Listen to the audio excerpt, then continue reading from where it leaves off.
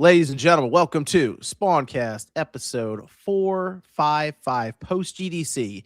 None of us went, but the people who did, not feeling well. So there you go. It's one of those. But have some people came together here with me, discuss what happened this past week. Also, RGT or Sean, I don't know if he's popping in or not. He's at like a party. I saw that tweet. Yeah, we're going to have to be quick on the mute. We might get hit with some slurs or something. It won't be good. Who knows what the condition is there at the party with all the drinking and stuff happening? Who knows? Sean randomly goes live at too many games each year, and it's he's rolling the dice on that one. So, we'll see. But still got some good stuff from this past week to go over. Let me start here. OJ, how's it going there, sir? It's going good, man. Been playing a lot of games. Been really enjoying everything. Having fun with family.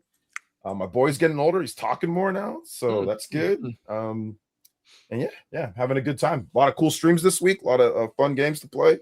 So yeah, it's been a good week. Can't complain. All right, good stuff. About Radic, how's it going over there?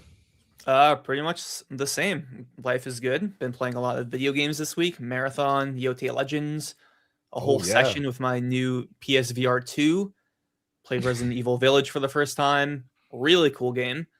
I think I like 7 more because it was actually scarier to me, but just like actually having to manually like reload with the sense controllers, like a really cool sense of immersion there. Res Infinite as well. I think that's like the last enhanced game I had to play because I already played Luminous, Tetris Effect, and Humanity. Res Infinite, pretty fucking cool, dude. Like, really cool game. Yeah. I've always liked Tetris Effect on the PSVR 2. That was always the one that I really think of. That's probably my favorite of their games, honestly, because I like Luminous, but like, I'm not really that good at the actual like puzzle aspect of Luminous. Like, I'm like the max score I can get is like a B rank. Like, I really struggle getting like an A rank or an S rank in that game. But Tetris Effect, like the soundtrack to that game was like, phenomenal. Yeah, and the haptics on like your head is actually plays into it really well. Yeah, dude, that actually tripped me out the first time because like I heard it like vibrate. I'm like, hey, what the hell? Like that's pretty cool stuff. And yeah, PSVR 2. It is funny because like I didn't even realize the 3-year anniversary was last month. And this thing is, I feel like I don't want to say it's dead, but it feels dead. Well, a little bit, a little dead. Dude, it's definitely dead. Yeah. Dude, I was on the store page for Horizon Call of the Mountain because it's still full price. No, I'm not paying full price for that game. I just can't do it. But there was a section. It's like, explore more PSVR 2 games here. I click the option, redirects me to a page. Error. The page you're looking for does not exist anymore. I'm like, yep. Man. There we go. It's like that for VR. Yeah, Sony's they just stopped talking about it. Yeah, when was the last time they even brought it up or talked about it? Like in anything major? There were no VR games in the last State of Play, right? I'm trying to. I don't remember. I don't remember. They used to remember they did that thing where they're like, we're going to show you some VR games now for a little bit, and they showed like 3, 4 of them or something. They went back to the right, but they at least had a section for it. They don't even mention it anymore. It's just everyone hated that segment because most people don't have a PSVR, so it's like people would always complain. So I see why they took it out. Yeah, VR. It feels like VR really is going to be the 3D TV of the gaming space. Oh, you're breaking my heart because I was a 3D TV believer too. Oh yeah, that PlayStation TV is actually kind of cool, but it just it didn't catch on like they thought it would. I love the there's a function where like if both of your friends were playing split screen and you wore the glasses, you each had your own screen. Yeah, displayed. It was really cool. Simul view, something like that. I did that with MotorStorm has that. Yes, Apocalypse, right? Yeah. MotorStorm has that. It's cool. It's a cool little thing. But I think at the end of the day, it's like people were being really. I'm gonna say people are being weird, but like they don't want to wear glasses. No. Yeah. People just don't. They don't want to. Or if you already wear glasses, it's like, wait a minute, hold up. I gotta take off my glasses. Exactly. Gotta put on more glasses. Like people don't want to wear stuff on their head. Like they don't want to wear anything. It's the setup, right? It's like when you think about a console and coming home to play a game, you're just like, I just want to sit down on the couch, pick up the controller, and not think about system requirements, settings, set like a cable running across, whatever. It's the setup. I think that's and the potential of motion sickness or anything else with VR for sure. And the fact that Meta did they shut down a bunch of their like VR studios that made I mean they're the ones that got rid of Ready for Dawn. Yeah, Ready at Dawn, Camouflage, the Batman game, Sanzaru as well. So it's like I think it's kind of over. They just started cutting them all down. they have the biggest current VR base, right? Outside of the PSVR, the first one from Sony. Currently, isn't Meta? Don't they have like the most headsets sold? Yeah. They did the Quest line, Yeah. but it's kind of while they do have some gaming stuff, I think Beat Saber is the most popular one, something like that. Well, They keep pitching it as like as productivity, like you're going to use this at work. Yeah. I will say this: talk to a 3D avatar of your friend. Meta's not COVID dead. dreams, man. I don't want them to be dead. They give pretty good sponsorship, so I don't want them to. So Oh, Meta, okay. please do not die. You know what I'm saying? If y'all want to come back, y'all can come back. I'll be more than happy. I'm just saying, man, they're good. we need to get to where the technology is basically the holodeck from Star Trek or something before people. Just Yo, if Meta ever hits up your inbox, John, do What's it. that? out our eyes. Oh yeah. If Meta ever hits up your inbox, do it. I still think the idea of augmented reality would be cool, but it still is the idea of you got to put something on your face for it to work, and that's just off-putting for a lot of people. Also, it's hard to advertise that. Really hard to advertise. Yeah, every commercial for like even PSVR 1 and PSVR 2, it's always the thing where you have the person has like a holographic VR thing. It just looks it's just a really hard sell. Very hard. Yeah, unfortunate there, but I don't know if they'll try a PSVR 3. Definitely not. Maybe No for research chance. purposes, but I wouldn't bet on it at this time, The unfortunately. VR 2 is perfectly fine for whatever they want to do. So if they can just keep at it if they want every now and then, just make a game and just say, hey, look, just throw a bone out there every now and then, I guess. The headset they made for the price is actually good from like a quality and technology standpoint. It's just VR has a VR problem, as Ryan puts it, and he's not wrong. It does have a VR problem. I guess if you want a headset for your PC, it's not bad for the price, especially when you get it cheap. Like, I mean, there are a few times Black Friday, Cyber Monday was less than $300 for the thing. $299, right? Yeah, that's not bad if you're just looking for a headset for your PC. As long as you need the little, there's like a little adapter box. The cable, dude, the cable is fucking $80 Canadian on Amazon. I'm like, go fuck yourself, dude. A whole Mario Kart world. God dang. Exactly, dude. I'd rather just buy that. Drop the price. Drop the price of the cables. Not even the game, the cables. Yeah, So what has everyone been playing? Right, you said you were doing a lot of PSVR 2, but did you try Ghost of Yote Legends? Yes, I have. It came out on Tuesday. I was literally like I was pressing options on the game application, check for update constantly at like around 12 p.m. Finally came on, ran a few missions with one of my friends. We did the entire spider arc, and we did one survival mission, and we did like half of the Oni arc. It's fantastic, man. Like, it's pretty much very similar to Tsushima Legends, except there's a lot more options in combat, a lot more mission variety as well in the story missions. There's one where you have to like destroy like demonic trees, and once you do that, they'll like summon orbs, and you can use those orbs as projectiles on enemies. The classes are really cool, class-based like the Tsushima Legends as well. There's also like a mini hub world in the menu, so like Tsushima Legends, it was like a standard menu. You go through your options, and Yote Legends, it's pretty much a lobby. You can play like the Zenny. It's like a campsite looking thing when I saw it. Yeah. Campsite. You can challenge your friends with bamboo strikes. The Zenny Hijiki. I can't remember what it's called, but like the coin flipping betting game, which was so fun. And yeah, I'm just really into it. I think Sucker Punch, I always love how they do like a random third thing or second thing with their games. The example I always come up with is the UGC missions from Infamous 2. So you can literally like create your own missions, send them up online. Like I did a bunch of like parkour. It was kind of like Only Up before Only Up, you know? Like it was like really cool stuff. But yeah, Yote Legends, I'm really curious about the raid that's coming up as well. Because I haven't done the Tsushima Legends raid before, and I kind of regret not doing that. So I'm definitely going to do one for Yote. And yeah, it's fantastic. Highly recommend. And it's free. There's a lot of content. Yeah, it's just with the game. Like they just added it in. A lot of content. I looked at some of the unlocks for it, and you just scroll through it. It just keeps going. Keeps going. And pretty easy to unlock too. It's just like, all right, get mastery level 3, defeat enemies using your bow and arrow. It's like really, like obviously some of the stuff you have to grind for, but like that's like with any game, right? Yeah, but can I just give them money and then they just give me the unlocks? Right? Can we do that? Don't give Nishino any ideas, man. Just like I can skip playing the game. I just get the stuff, right? I just gotta give them money. That's all. Dude, I remember first time I saw something like that. It was like the PS3 era. I think it was Skate 2 or Skate 3. And the DLC is like the unlock everything pack for like $15. I'm like, what? Like people would actually buy that stuff. And then you get older, it's like, oh yeah, people do. People will just spend money to unlock everything. It's like, dude, okay, there was something that happened with WWE 2K26 this week, and I know because I was playing the game, and they put this like battle pass thing in there now that they want you to earn experience to unlock. But you can give them money, of course, because it's 2K. You can give them money to skip every level. All right. And people added it up, and to skip the entire thing, I think it's like $70 or something, like the price of the game. But what happened was, of course, the internet, they figured out how they could kind of cheese the system, exploit it, and where you can do a match in like 5 seconds, make the guy tap out, and it gives you half a level, basically, like 500 experience. So people were like, oh, cool, let's run this real quick. And people were unlocking the entire pass in a day. And they're like, who cares? With the paid unlock, we get all the characters, because in order to go through, you unlock the characters through that. Oh, characters are like actually in the battle pass, not even behind. skins? Oh, yeah, shit. they're behind that. So they're like, oh, okay, it's gonna take a while to do all of this, even though some people paid like $150 to get like the ultimate premium edition or whatever. And so what happens is they come in and they patch that the match type out, or whatever it was, the matchup.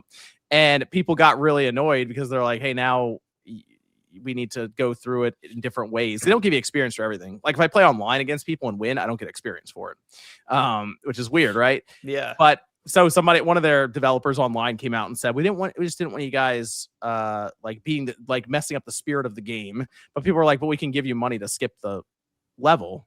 So obviously the whole thing is you didn't want us to figure out a way around that when there's $7 per level that we can give you to skip it. So man, I'm telling you, that's why I saw Legends like, this is so different. It's weird that that's such a outlier nowadays for a mode that gets added in for free and it has a ton of content and it's multiplayer. Yeah, and I feel like they could easily get away with like monetizing it because it's so like commonplace for other AAA developers.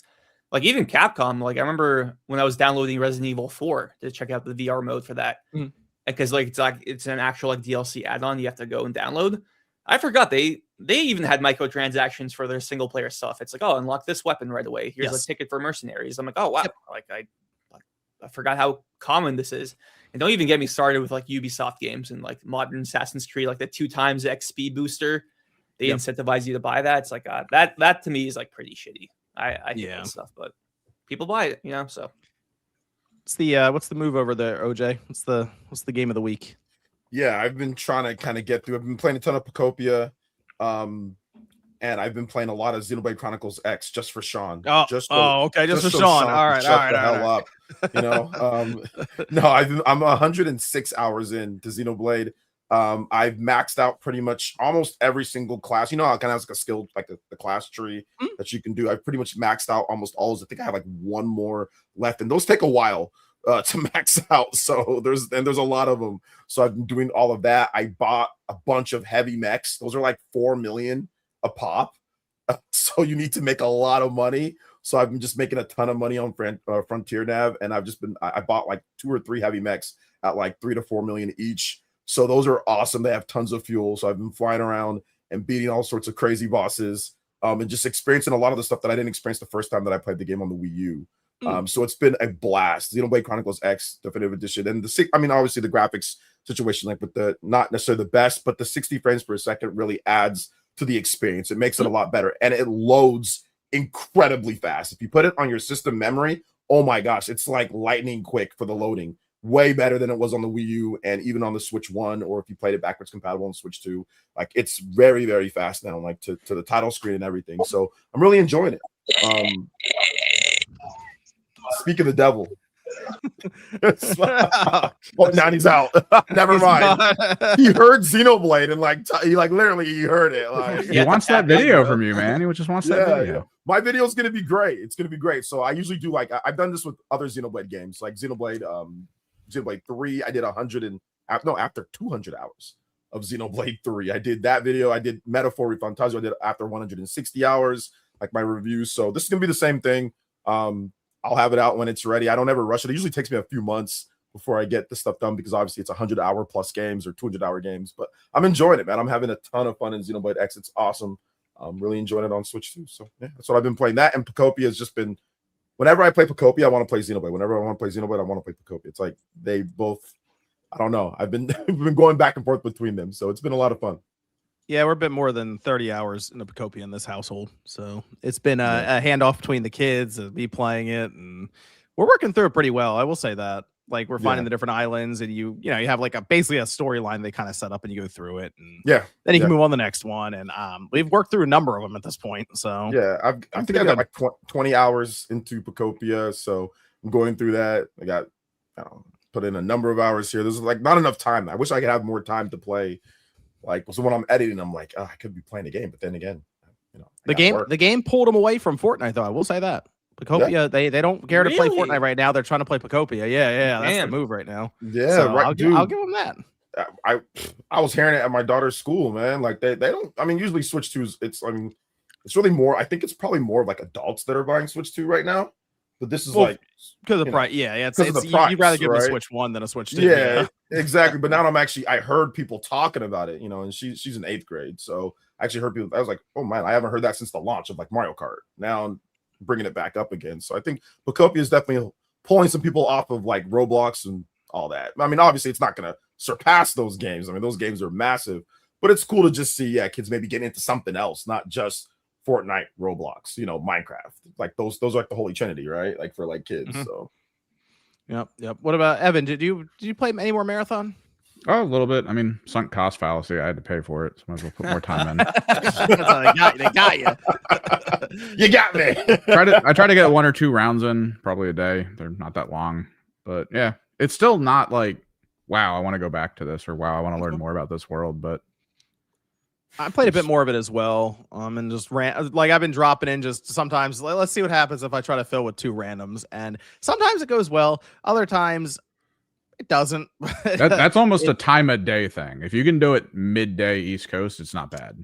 Okay, but you do it. You do it when everyone gets out of work, and you just hit the people who are yelling at someone on live mic or something, and it's not good. Sometimes I'll play it and you can see everyone's objective on the right side. I realize that if you complete the objectives, even if they're not yours, you still get it's a percentage of the XP overall, and anyone on the team can involve themselves in it. So in my mind, it's like, hey, let's try to get these all done. And what'll happen is I notice one of the teammates does theirs, and then they go, hey, exfil right here. I'm like, what? And then they're gone. I'm like, really? So that's happened a couple of times. They're a little surprising. To where I mark mine immediately. I'm like, we're doing this one right now. That's the first one. The few of the best teams have been on, because the first map, especially if you're in there, it's like only 4 teams spawn and then maybe 1 or 2 robots at about the 16-minute mark. So the whole game is just kill the other 3 teams, and then you have free reign on the map for the next like 15 minutes. Yes, I was trying to figure out how many people drop into a map. You say it's 4 teams total on the first one. I don't know if there's more in Dire. Dire Marsh is 6 teams. I've been playing on Dire Marsh a lot, and everything wants to kill you on that map. Dude, it's on site, man. It's on fucking site, bro. No everyone. Nothing. That's how we've gotten into that mode to where if it's me and 2 people that I can actually communicate with, it's like, hey, as soon as you see them, open fire immediately. Even single player. The single player meta is just to play like a serial killer, find a place to hide for a little bit, and then let some time go by, and then wait for footsteps. Because it's still technically on like the maps, it's still the same amount of people that could fit the teams, but instead everyone just spawns solo, and there's not a lot of spawn points. So like in Dire Marsh, I've took a step forward, crouched in a bush, and watched 3 people immediately run past me. I'm solo. They're all solo. It's not good. It is very chaotic. It's way more PvP driven than Arc Raiders. Arc Raiders, I mean, I hate to say it, Arc Raiders feels extremely like casual compared to this game. This game is like cutthroat, man. It kind of has to be casual. Like I always prefer first-person shooters for competitive stuff like this, just because third person's like, I can peek walls. And then everyone knew that Arc Raiders had the issue with hit reg, where you could get hit even though you're nowhere near where the bullets are and stuff. And it's like, it has to be casual at that point. Yeah, I mean, Arc Raiders is still fun. This does feel like more of a competitive style game compared to Arc Raiders, and maybe that's why no one wants to team up, no one wants to be friendly. It just immediately pushes you into PvP, like the atmosphere of it. Maybe again the tighter mechanics when it comes to shooting.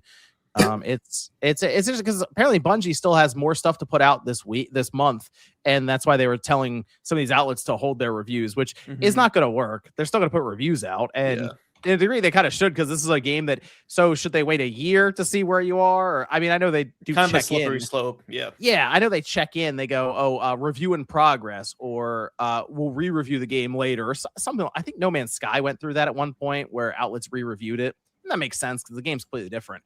But I don't know, what you deliver on release is kind of the game. Yeah, so it's currently 72 on Metacritic on PC based on 6 critic reviews. So more are going to come in, obviously. Question I have for you guys is like, and I don't know the answer to this at all, but do you think Sony's like happy with the performance of this game? Probably not. That's, you know, I feel like because the option was Destiny, maybe Destiny 3 or this. I mean, Destiny 3 definitely would have done more. I think absolutely. Most people figure that. That's a good question. I mean, the extraction shooter with Arc Raiders, I mean, maybe they were thinking of numbers closer to that.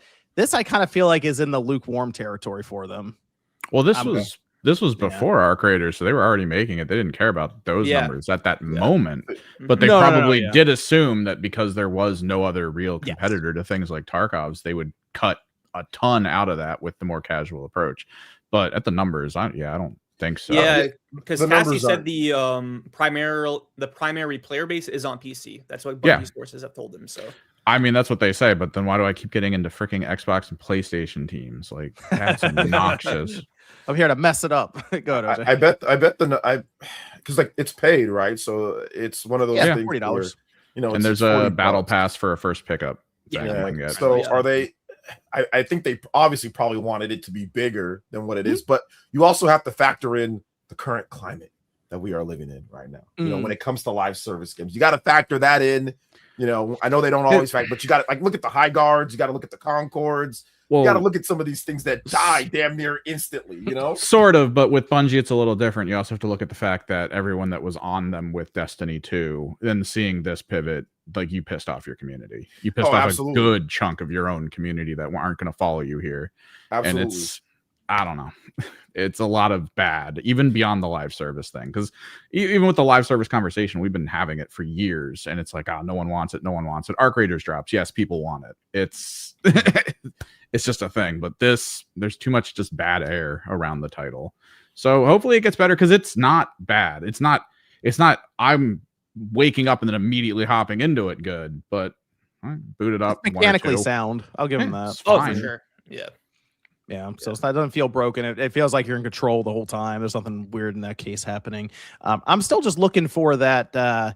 You know, in Arc Raiders, they always have something you're building towards, whether you're crafting stuff or you're upgrading. I'm still kind of looking for that pull, because they throw this. I don't. It's not necessarily a skill tree, because you kind of wind around, I guess. And these different. You do gain stats. You do gain baseline stats. Oh, with each like faction, right? Yeah. Yep. Yeah. And I also got to be honest, man. That reset, the 3-month reset, is I don't know, that's a little off-putting. Like I'm sitting here doing all this stuff, and I go, man, 2.5 months, this will all be gone. That's something that comes over from Tarkov, but that's where the Arc Raiders system was more like you can do the reset if you want, but you don't have to, and that felt a lot better for so many more people. So I don't know. Yeah, I mean, that'll be something we'll find out when that hits. If all of a sudden they lose a bunch of players or something, because they go, I don't really feel like doing that again. You know, or they if they do it, which I assume they're going to, yes, they better have some really big piece of content or new season that's really interesting. Otherwise, I think people will just kind of go, yeah, that was a fun 3 months, and just kind of move on. So, but the game is good. They just need to keep with it. So. I think the player base that's there is going to stick around too, from what I'm seeing in the charts. To Bungie's credit, they have been like quickly responding with changes. Like I saw something about the vault space changes. Like ammo is not going to take up vault space changes, drops from enemies because people were still not finding enough ammo. I'm seeing more shields from random things, so you can actually find shields in the got field. weaker too. Yeah, NPCs got weaker, but then they also increased the volume of guns, which is a negative that a lot of people don't like, because, like we said, I mean, the main meta is you're one of 4 teams in that first map. You're killing the other 3. The moment you hear gunshots, that's where you're going, and you can hear them from anywhere in the map. Well, we'll see how that goes for them as they go through their first season. It's also gonna be kind of hard to tell how it's doing if we don't know what kind of money is being spent on microtransactions and stuff. So wasn't there a thing where like the main skin, I can't remember the specifics. It's like you can buy microtransaction for like 1,100 currency, but the skin was like 1,120. Yes. So yeah, that was the thing. Like, that's common. That is so common in those games because they want you to overspend so you have a little bit extra. So when the next thing comes out, you have to buy more to then get it with what's left over with what you have. They did fix it, and then they refunded like people with like the 20 difference or something. But they did fix it because everyone was pointing at it, and I don't know. Maybe somebody fudged the number or something. Who knows? Or like you said, Evan, maybe they thought, "Ooh, we could do this. We get away with this. We can get away with it." Yeah. Let me bring this up actually, since as we're just talking about the live service stuff now, there was an announcement that was a little surprising. Fortnite raising prices on their V-Bucks, or changing conversion rate, I guess, on the V-Bucks, and they flat out say in the first 2 sentences, it's getting more expensive to run Fortnite, so these V-Bucks are more expensive now, which is kind of crazy. Epic Games giving away all those free games, coming back and biting them in the ass. Honestly, dude. That's still kind of crazy though, because Fortnite is still one of the most successful, most popular live service games. That's kind of that gold standard that all these executives chase. It's not a good sign if they go, yeah, they got to raise these prices, guys. This is getting a little much to be able to keep up with, and it's to a degree where they even change. So if you got to buy like the smallest amount of V-Bucks to, as you mentioned, that Evan, that 20 currency, that little bit in something like Marathon, they actually doubled it from 50 cents to $1 for that. And I'm already in my mind thinking, man, that right there alone is probably a stupid amount of money they'll make from it. But it's a fair jump. Like it's like 20%.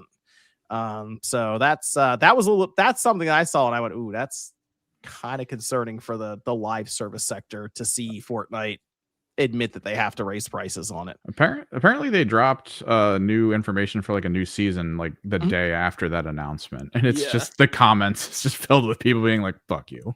They altered the battle pass pricing so it also aligns with 800 V-Bucks instead of 1,000, but I think a lot of this is towards the skins that they want to sell separately, like whenever they do any of these big collaborations, they want to get more money for it so they can keep doing them, I guess. But it also kind of feels like that's what's holding up Fortnite at this point, are these crazy, weird, out of left field, very current at times collaborations. So yeah, I saw that the Crimson Desert was going to get a Fortnite skin. Okay, sure. Why not? Right. Why not? Why not? Yeah, I guess. So that was just I don't know. I don't play Fortnite, but I saw that and said, ooh, that might set the stage for what could happen in a year. Yeah, I think they're making the original Fortnite Save the World free to play next season, right? I can't believe that's still been. I can't believe they were charging for it this whole time. I mean, they were when it first came out. Why change it? That's what Fortnite originally was. Yeah, no one wanted to play it, and then PUBG started doing okay. Serious pivot on that one. Serious. Fortnite pivot. was announced in 2011, and then took them like 6 years to drop it. Wasn't popping. Well, all right, we'll add a battle royale mode, and that's it was one of the biggest games of all time. It was such a money sink, like an actual money sink in its original form. You had to get so many upgrades for your characters to more properly take on the like enemy wave missions. So you actually had to drop cash on it to get higher tier weapons and gear just to complete those missions, and no one wanted to play that. That was just a bad idea. Yeah, like I never actually played Save the World. Like I heard that was the one I bought. Okay, like yeah, it was mid as hell. Okay.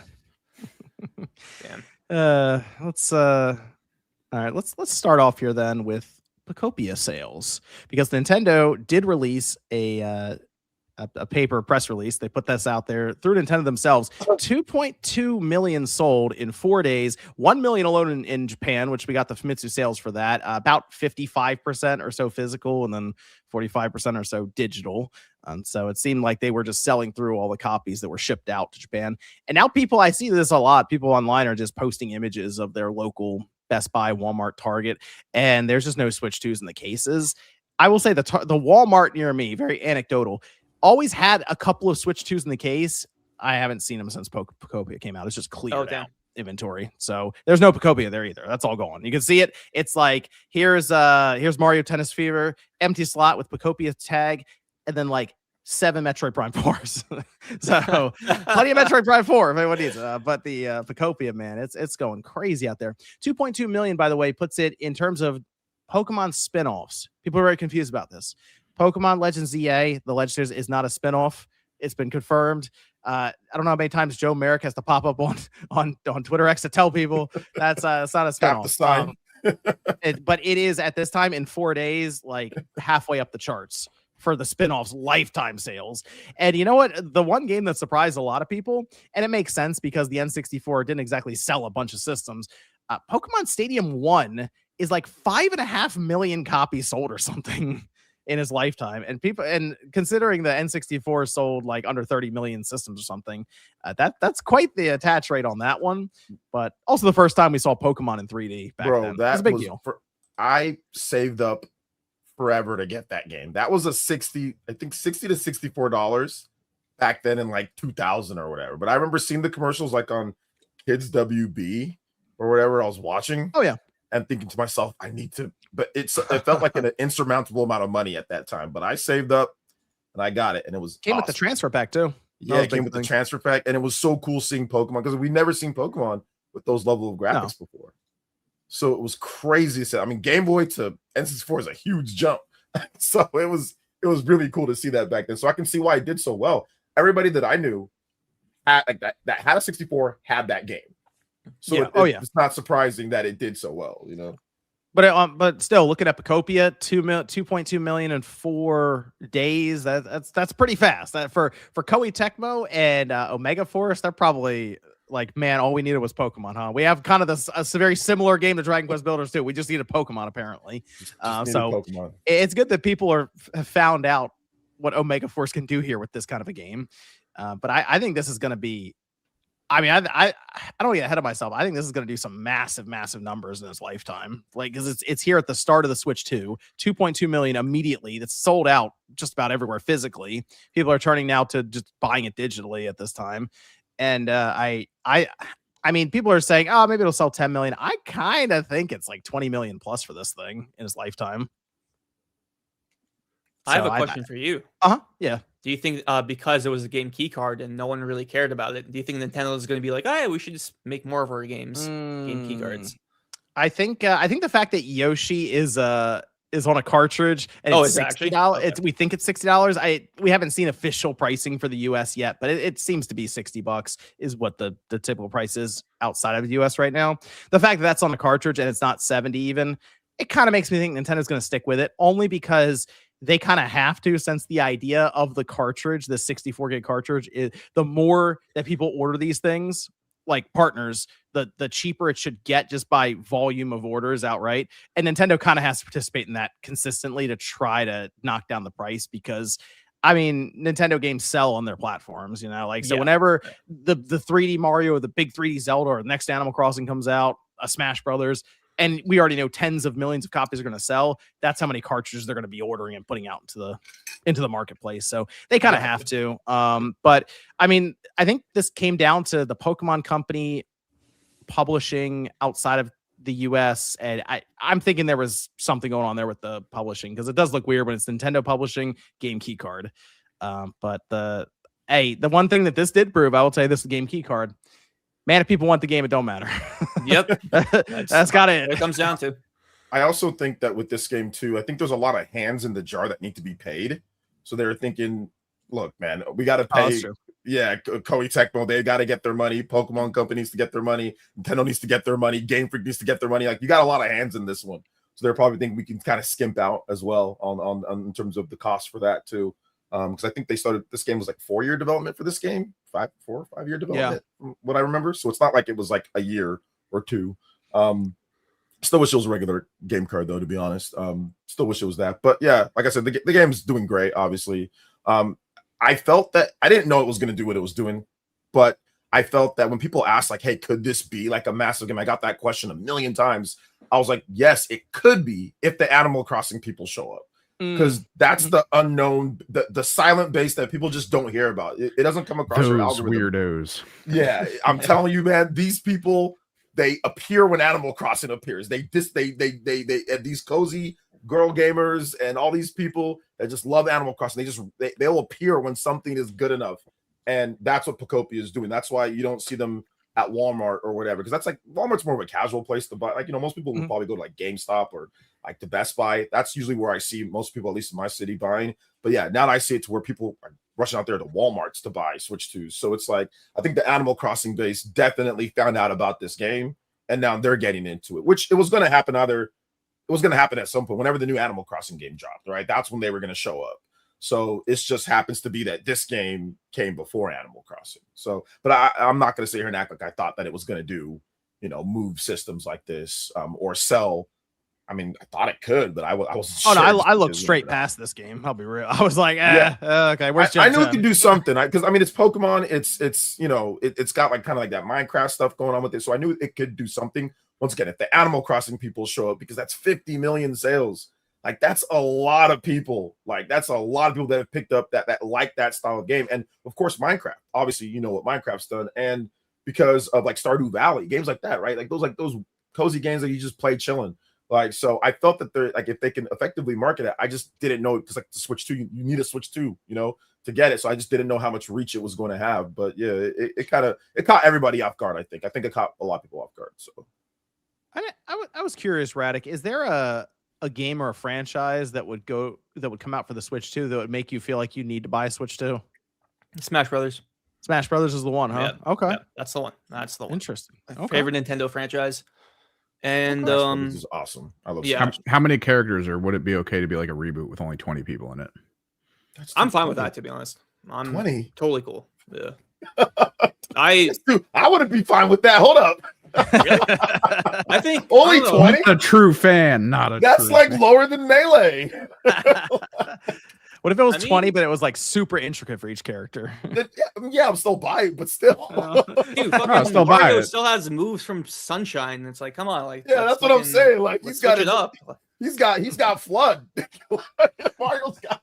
He can throw his cap down. He can do all sorts of stuff. I mean, Samus. The moveset from Samus, like there's nothing like updated. Like there's nothing from Dread. There's nothing from, obviously Prime 4 just came out, but like there's like nothing from even some of the more recent, Metro. I think like Samus Returns. Like it's just still based off of that, like that Melee Samus, So yeah, I mean, I would like to see some more characters and updated movesets, but I will say it does feel like the Pokemon Company and Nintendo somebody had a good feeling on this game. Since, I mean, Gen 10 is not going to be out this holiday. This is kind of their holiday Pokemon game, and I think it's set up to do pretty well this holiday, even though it's coming out now in March. It'll still be pretty relevant at the end of the year, especially if they keep doing events and add-on content that it seems like they have planned. So, are there any like rumors or like I should rephrase, credible rumors about Nintendo's holiday 2026 lineup, or not really? A lot of speculation. Yeah, a lot of speculation that a 3D Mario might be out there somewhere. But nothing really put out as to, this is what they're targeting for holiday 26. But I'd be surprised if they have nothing. I mean, like Fire Emblem's out there somewhere. Oh yeah, true. Splatoon Raiders. Yeah, I don't think Fire Emblem's coming out holiday though. I think that's going to be more like a summer-ish type of thing for that game.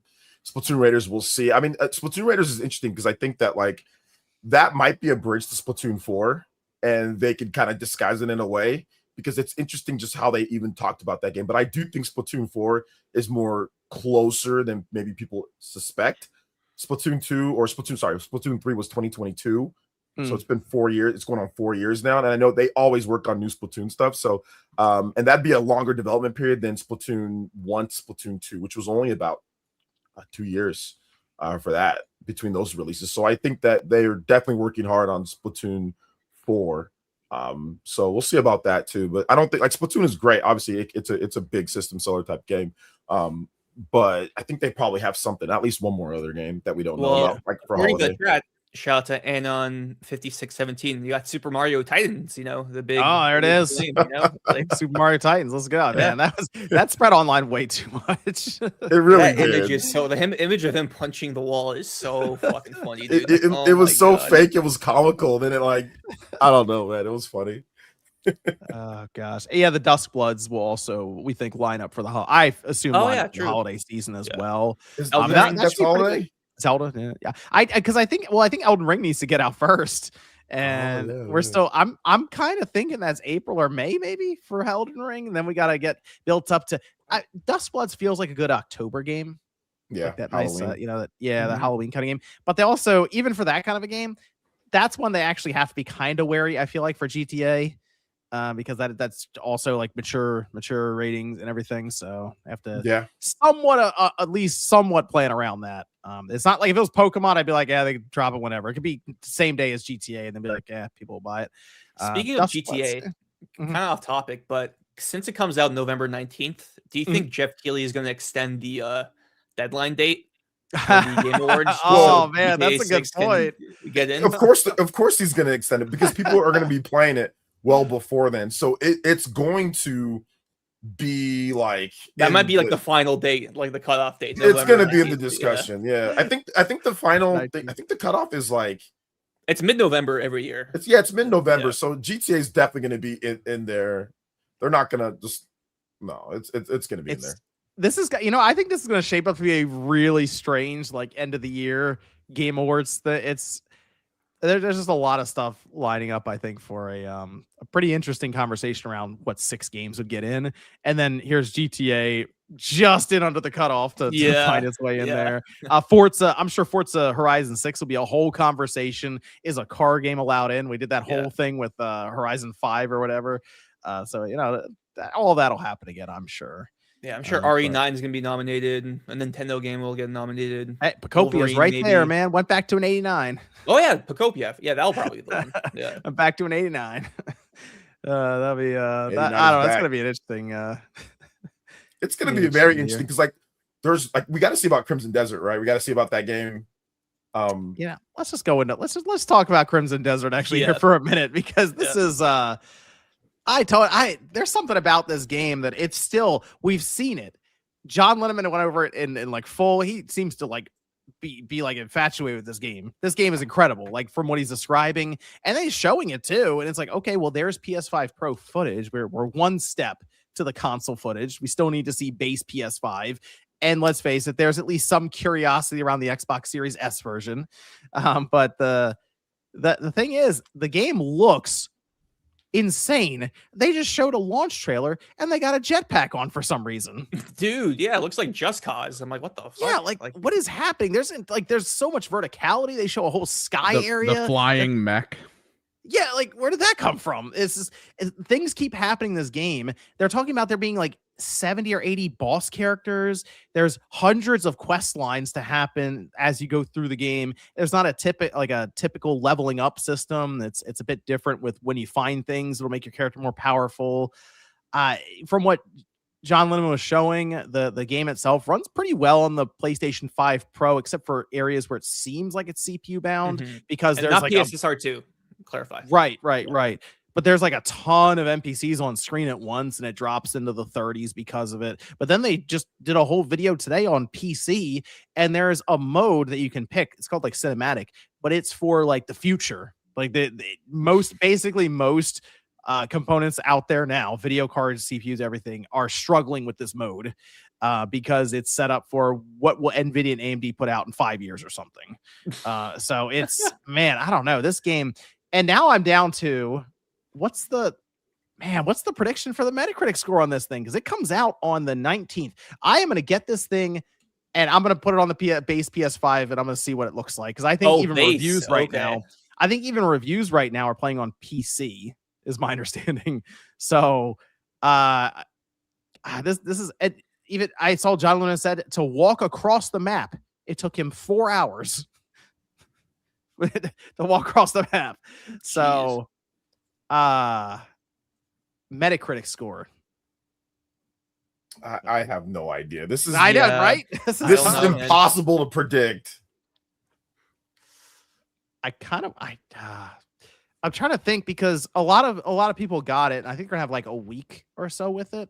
And be like maybe like 8 days, 9 days with it. So I'm trying to think of how much they're even going to be able to play because this game, it sounds like it's like 100 hours plus. I kind of want to go high on the review score here because I feel like people are going to be kind of blown away by the game. But then I'm the one who's sitting here in the 90s and the thing comes out and it's like an 81 on Metacritic. Yeah. I'm tempted to go 92. I don't know. I'm gonna go 84.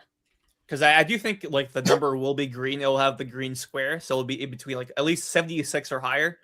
But I'll go 84 just to be safe. It's such an unknown quantity. Like I never played Black Desert Online. That's the game they made before.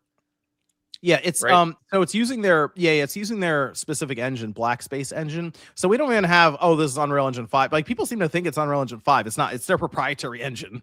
Mm-hmm. So even with that in mind, and there was discussion that this started out as an MMO and they translated it over to a single player game. And the thing that really got me is Evan said he might even check it out.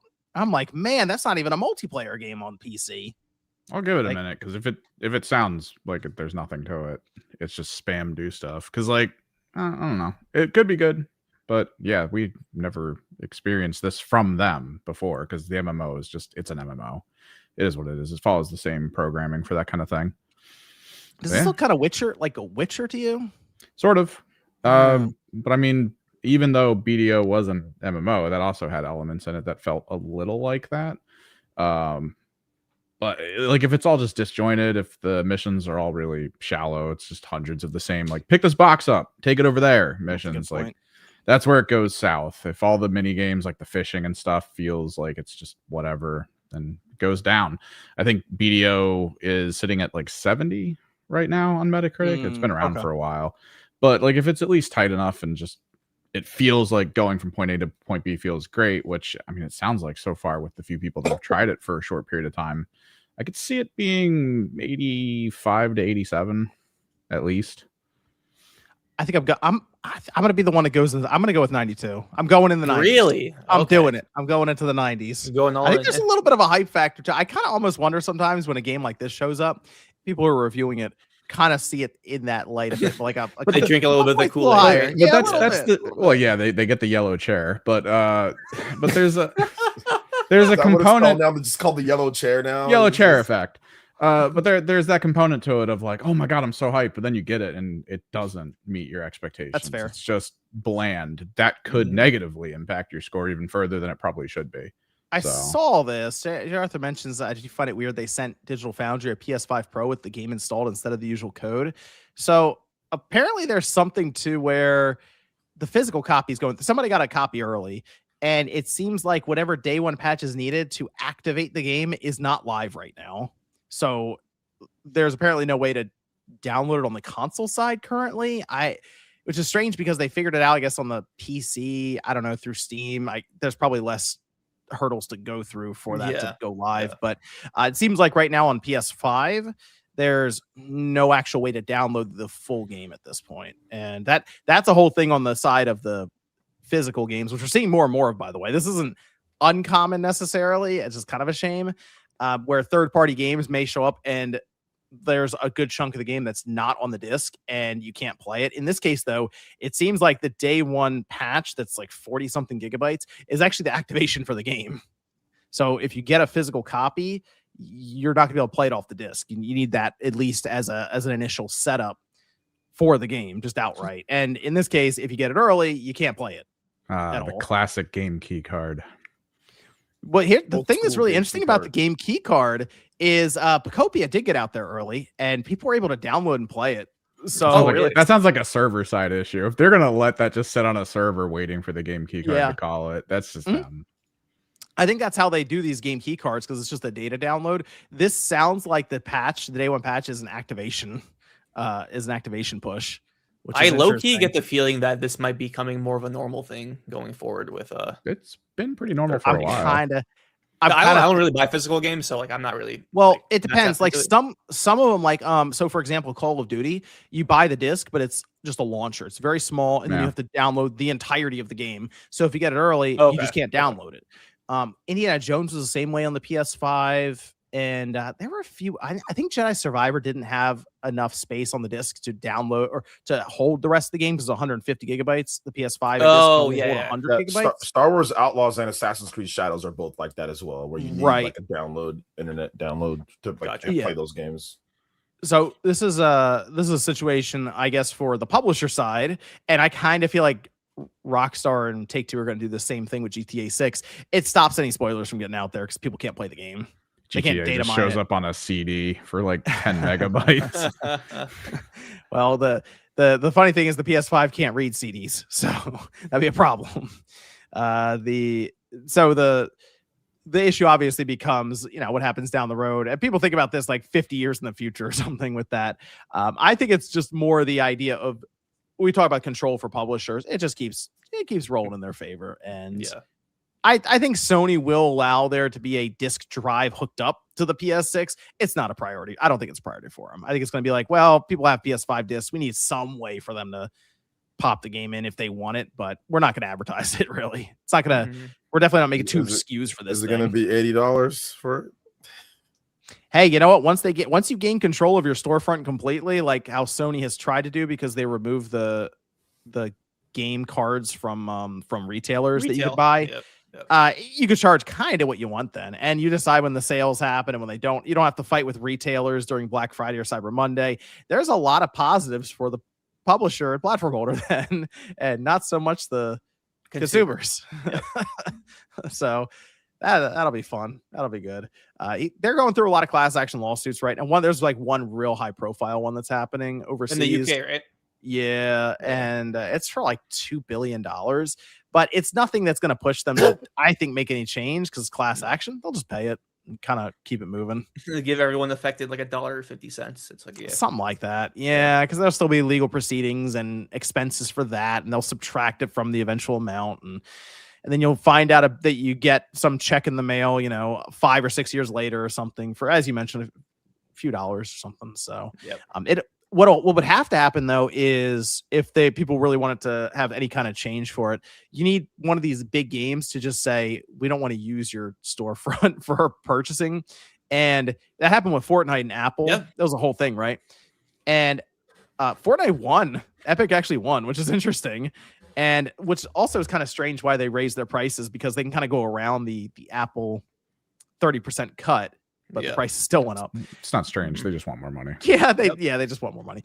So I think that's what would really make any kind of change is some kind of a game, big live service that Sony really relies on right now, saying we don't want to use your 30% processing unit anymore. Fortnite kind of pressured Sony into allowing crossplay back in 2018. That was like a whole thing. Yeah, I would say right now, just based on what Sony says, Fortnite probably has more leverage than ever on them. So absolutely. They own like a piece of Epic too, right? Yeah, they invested. And I think a lot of that was also because Unreal Engine was being used more and more on the movie side. And we know Sony obviously heavily involved in the cinematic movies and all that stuff. Yeah. So I think they invested because they kind of saw that Unreal Engine was going to be adopted there. And it's like, well, our money we'll get more money by putting money here as opposed to just leaving it in some kind of account somewhere.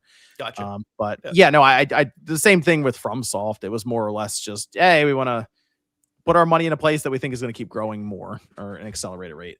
But that's the thing with the digital stuff that comes up, physical versus digital.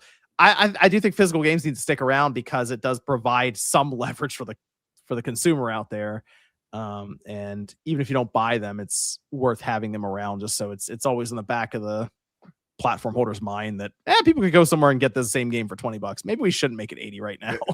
That's one thing that I always say when people try to act like, oh man, there's no need for physical. I'm like, no, there's still a need for it, because you've got secondhand sellers, you've got people that can help control some of these prices when it comes down to it. And like even like just for example, some of the games, some of the Nintendo games that you don't see a lot of discounts and sales on Facebook Marketplace. You can always find good discounts and sales on used games, like you can buy you can get Mario games, and also, if you feel like actually going that route, Facebook Marketplace, offer up. People are always like, you got a lot of crackheads and stuff, people that just do drugs that want to just sell their stuff. Like, that's correct. That's how I got my fat PS3. That's like, it was for a dude that just needed drug money. Sorry, I don't want to demonetize your stream now, but I'm just like, it just. I mean, it's kind of true. We were in a store for long enough to see the trade. There's just a lot of people that just need money, and the stuff's getting more expensive. So I mean, people are willing to part with their stuff for way cheaper than buying it there. So I do that all the time. I always get great deals used. Like, you wouldn't be able to do that if you have no used market. Then you can't do that. And I've gotten so many good deals from people that just needed drug money. So that's true. That's true. Let me go through some of the super chats here. Eric, no message, but the $2. Shout out to Eric. Shout out to Eric for support. Cody Bishop says, would love to see Jeff Grubb as a guest. We can get Jeff Grubb to stop by. Oh yeah, he's on multiple times. Yeah. He's on one of our shirts. Is Zeus. Oh shit. Toasty says, "Will Ryan be leading us in prayer tonight?" That was a very funny moment. Yeah. Last night, he basically cut out at the end, and it was literally him like this. it froze and stood there for a whole minute of him just like praying. Yeah. So the topic was the 6-axis. They're like very fitting. Yeah, actually it was. Chris, the super sticker. Shout out to Chris. Kevin says, "What's up, Spawncast?" What's up, Kevin? Timothy says, "Has anybody tried playing Marathon the game?" Oh, the original one. I played it. No, I didn't play it. No, that was one of the ones we had on the computers in our middle school. Oh, okay. So Evan, I need your help with this. The original Marathon is canon to the new Marathon, right? I mean, it could be, but I mean, the suit from Halo is in it. Like, oh, really? Yeah. Huh. Yeah, it's like you go past it at one point, or they reference it at some point. Interesting. Like, it's just their company. They have fun with it. Okay. Illustrious says, "Crimson Desert has me buying Steam copies of games first, then physical years later when they are more complete and heavily discounted." Oh, I'm sure Crimson Desert will get patched a lot, and I'll probably add content to it as well. And on PS6, they'll have the Game of the Year edition, and then with like everything. Oh yeah, on the disc. Oh, there will definitely be a PS6 version of Crimson Desert. Oh yeah, with the that future method or the future mode that they have for PC. Yeah, that'll definitely be something that gets used for PS6. Absolutely. We'll be on like PSSR 4 by that point. Yeah. David says, "Play Mr. Sleepy Man. Hope to see you all at PAX East." I will not be at PAX East. I think. Oh yeah, Celia and Josie may be going to PAX East. I think. Maybe. And as always, Nate could be among the crowd. You never know. You never know. He could be there. Mandiri says, "Wife and I found and picked up the last copy of Pokopia today at Target. You made me feel I was missing out if I get it. Am I in the cool kid gang now?" You are, yes. Pokopia gang. Yep. Dave says, "Got to get Mr. Matty Plays in here sometime soon. Tell him Dave, the prototype guy, pushed for it. He'll know me." Yeah, Matty. That'd be awesome. I love Matty. Timothy says, "RGT85 will love this. It's a shame he is out partying. There is a new Sega Saturn game, Vigilante Paradise, inspired by GTA and Miami Vice." Interesting. I did not know that. A new Saturn game. Wow. That's Saturn's the one before Dreamcast, right? Yeah. It wasn't. I mean, people talk about Dreamcast more than any. I'd say most of the Sega systems, but Saturn was kind of that. Almost that offshoot system now, looking back on it, between the Genesis and the Dreamcast. It's just not a lot of people had the Saturn. Like, I didn't really know anyone who had a Saturn back then. I think one neighbor way down the street that I barely talked to had a Saturn. Yeah, I'm looking at the Saturn right now because I never really it was hard for me to visualize it in my head. The controller looks like it's like a evolution of the Genesis, I would say. No joystick, which is odd. Yeah. Well, PS1 didn't have one either until DualShock, but what were the standout games on Saturn? Even Sonic? You had Panzer Dragoon. That was the real standout. There was a Sonic racing game where you ran as Sonic, which is always fun. Cool. I know that Virtua Fighter. That was the one that I saw at that kid's house back in the day. I was like, oh, okay, this looks pretty good, like the 2D, 3D kind of fighter. But those are the big ones that I really remember. I know it was racing, like NASCAR racing and stuff. That's what they had. Yeah, they had a handful of games. Virtua Fighter always stood out to me. Gotcha. How long do you think it will be until retailers liquidate their Switch 1 inventory? We're probably still years off of that. I think the Switch 1 is going to be kept. Sorry, 2030s. Yeah. Hold up, we got to mention Knights too. I just got to mention Knights. That's also a super awesome standout Sega Saturn game. I played it at Blockbuster when I first. They had a demo unit, and I thought it was the greatest thing ever. Is Knights the same guy as Balan Wonderworld? Yes. I'm gonna say yes, just so you believe you go forward with that. Now you can ask more about that to Sean or someone. Yeah, Sean, be like, it was okay. Knights is actually good though. But Balance is the follow-up too. AAA Knights game, right? It was not the whole joke. Oh man, gosh. AAA Knights game.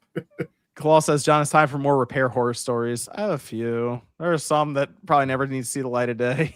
Wait, let me ask you this. Have you ever opened a console and there was cockroaches or like bugs in there? Or... In the shape of the inside of the console, yes, as a giant brick of corpses. Oh shit! Yep. Yeah, having more than you think. Yeah, that's why we had a Tupperware system. So when people dropped them off at our store, we put them in the Tupperware. Like it just had to happen that way, so we couldn't infest everyone else's systems. And then we'd be like, "You got to come get this system." We try to keep it quiet so they weren't embarrassed. Like, hey, gotta come get this thing. That's it. One screw came out, and then you see like you some of them smell it. That was the unfortunate thing. There was like a smell that we very chemical familiar with, and we're like, "Yep, we already know. We already know." Oh man, you're just gonna take that back with you. Thank you. Very unfortunate. Very unfortunate. Didn't really have to deal with that with handhelds as much. It was always systems that sat in one place and generated. That had a fan to usually let things into it. Yeah. Yeah. So it was crawling through the fan vent. And if it was a white system, it was probably yellowed because of like all the cigarette smoke. And smoking smoke of some kind. Yes. You would see that happen. Yeah. Yep. Let me have Starscream. Starscream. No message, but dropping support. Reports Stealing Gamers says John should increase the cost of Spawnwave memberships to chalk up tariffs and market conditions. No further explanation. I like your thinking. Pepperobi says Dragon Age Inquisition was not playable on the holiday release because the server was down. I didn't like Magic, but since then, physical games were not yours. Ever since I don't even remember that. Yeah. Man, ever since that Xbox One presentation, man, been downhill.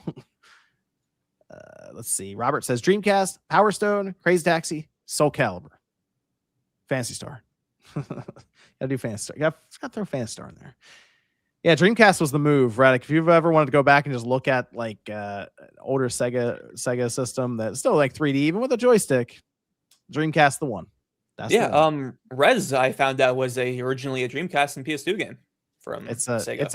It's a system that if you see the games, it's still very sharp looking visually, like the graphics, and it's still there are many games that do target 60 frames on that system. So because it was the gap between 3D and 2D, and a lot of those 2D games are so good. Yeah, a lot of arcade, like almost arcade ports came over. So there's a reason a lot of people remember that system so fondly. It was really good. I remember it a lot too. I got it. When did I get that? Yeah, I got that. I think in '99. Or like 2000, I remember I got it for Christmas one year, and it was great. Street Fighter Third Strike is just incredible game on that, and the virtual tennis, the tennis game on there. Tennis is good. Yeah, tennis was really good as well. There's a lot of great games. Obviously, Sonic Adventure, everyone knows those. But yeah, Dreamcast Power Stone was just my jam as well, dude. Power Stone was so good. If you've never played have you played Dreamcast for Radic? No, never held. Dude, I'm telling you. That's a video right there, dude. If you come across like a fairly priced Dreamcast, and I don't think they're that expensive, the video of playing a Dreamcast for the first time. Playing Dreamcast, man. As a PlayStation fan, you get that like fucking up there. I'm telling you, man, people would check that video out. It is Dreamcast is a very memorable. This, I mean, obviously it didn't do as well as because of a variety of different things, but man, it's a memorable, awesome system. They got like the Sega, like the fishing games on there with the fishing rod were fun too. You got the little fishing radar on the VMU. Yeah. Oh, okay. I was going to ask, like, that's what it's called, like the controller with like the screen. But that's the actual memory. You could pull it out and then use it as a system separately. It has a little controller on it. Yeah, it was like a Wii. It was like a Wii U before Wii U. Transfer stuff between people. Some games interacted. It was great. Yeah. Oh, cool. Yeah, the Chow guard, like the Chow stuff on there from like Sonic, and we should check out prices at too many games, Radic. Sometimes people are just dropping some cheap Dreamcast systems there. I see that at times, and a controller. Yeah, maybe that's the move. Just see. Can you smuggle that like over the board out of the US? Can you get that over there? Yeah. I got you. Yeah, that would be that'd be an interesting thing to see. Just how they are. I didn't really look for Dreamcast last year. So I'm not really sure where their pricing sits. I see on eBay they're from $100 to $150. I bet you they're cheaper than that at too many games. That's not the games are usually what people really are looking for. So gotcha. Oh, and maybe I don't know if you're probably not into American football, but like, man, NFL 2K, NBA 2K, all those games are great, really good. Really, I'll definitely tap in with NBA 2K for sure. Yeah. Oh yeah, NBA 2K was fantastic. That was a big deal because I think the rim or the net was actually somewhat animated, which is a big deal back then. Yeah, it was just static on the PS1 and the N64 back in the day. And like the actual artificial intelligence was good. Like you could do real plays. Like in like NFL 2K or even like NBA 2K, they had like legit real plays and great franchise AI modes. on the front. Was that the one? AI? Yeah, that was Allen Iverson. Yeah. Allen Iverson on the cover. He was like the coolest thing ever too at that time period. Oh, that is a cool cover. Yeah, I like that. Yeah, Allen Iverson was NBA 2K. People could relate to him because he wasn't tall. He was like short for a basketball player. He was short and like he was like destroying everything.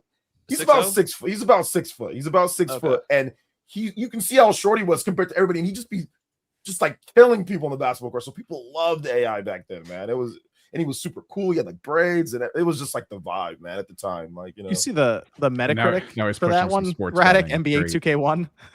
NBA 2K1. Yeah, let's check the Metacritic on that. These are the sports games that we were getting back then. It's a little different back then versus now. Everything felt like a significant leap.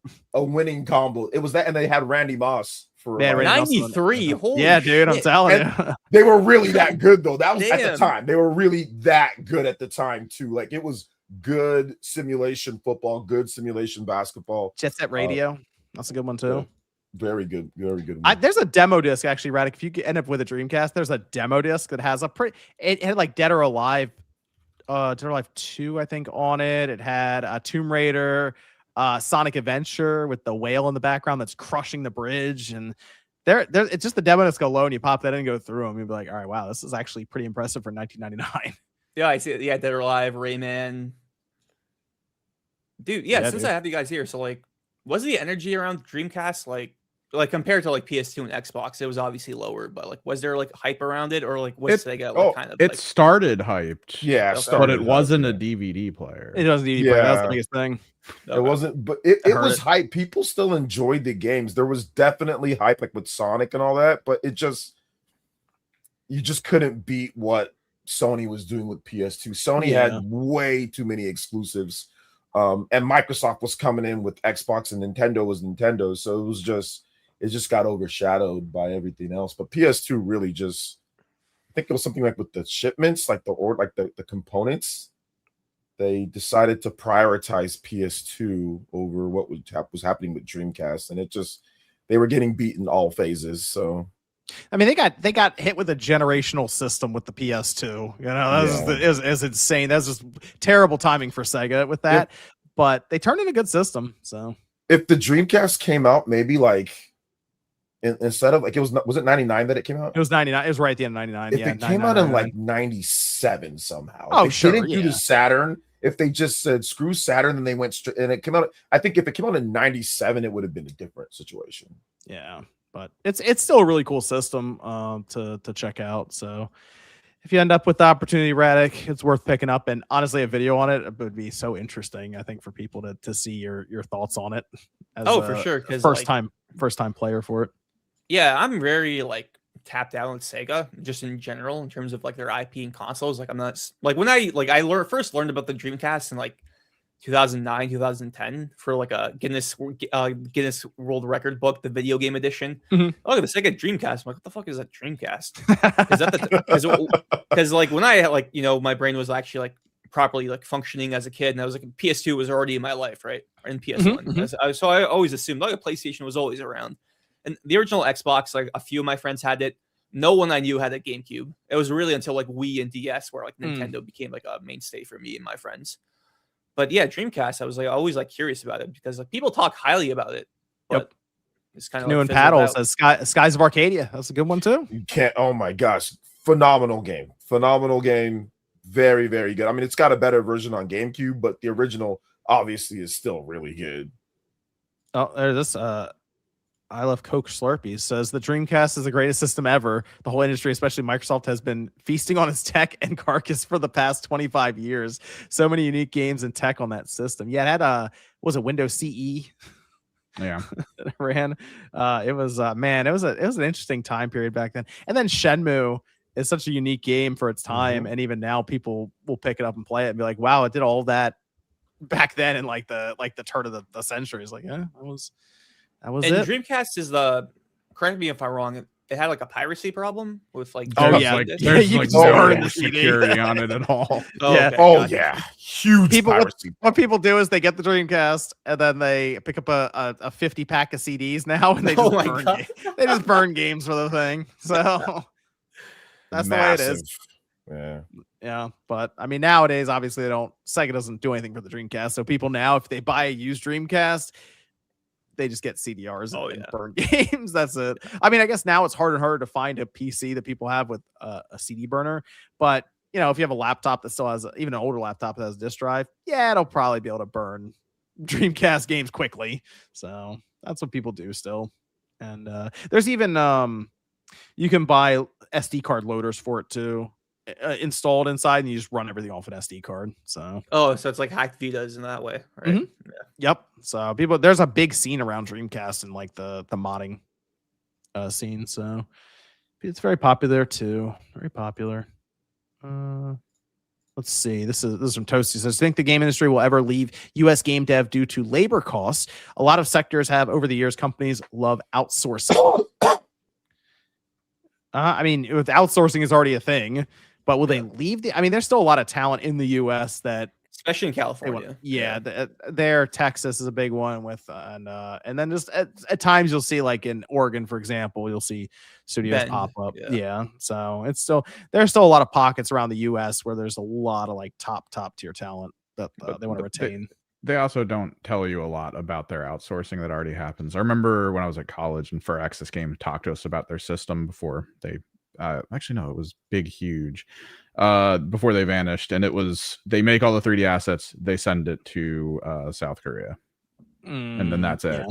They make the game and then they send it back and it's like, oh, cool. That's still being done today. I mean, there's companies they won't tell you about it. Some of them you'll find, like, what do they call them? They call them like ghost developers or like ghost writers for like the game industry. Yeah, Nintendo uses that all the time. Where there's just companies and other companies use all the time. It's very well as asset farm companies. Like we've seen a pretty big spike, I guess, in the past couple of years of people being like, "Look, they stole animations from this other game." No, they just bought it from the same people.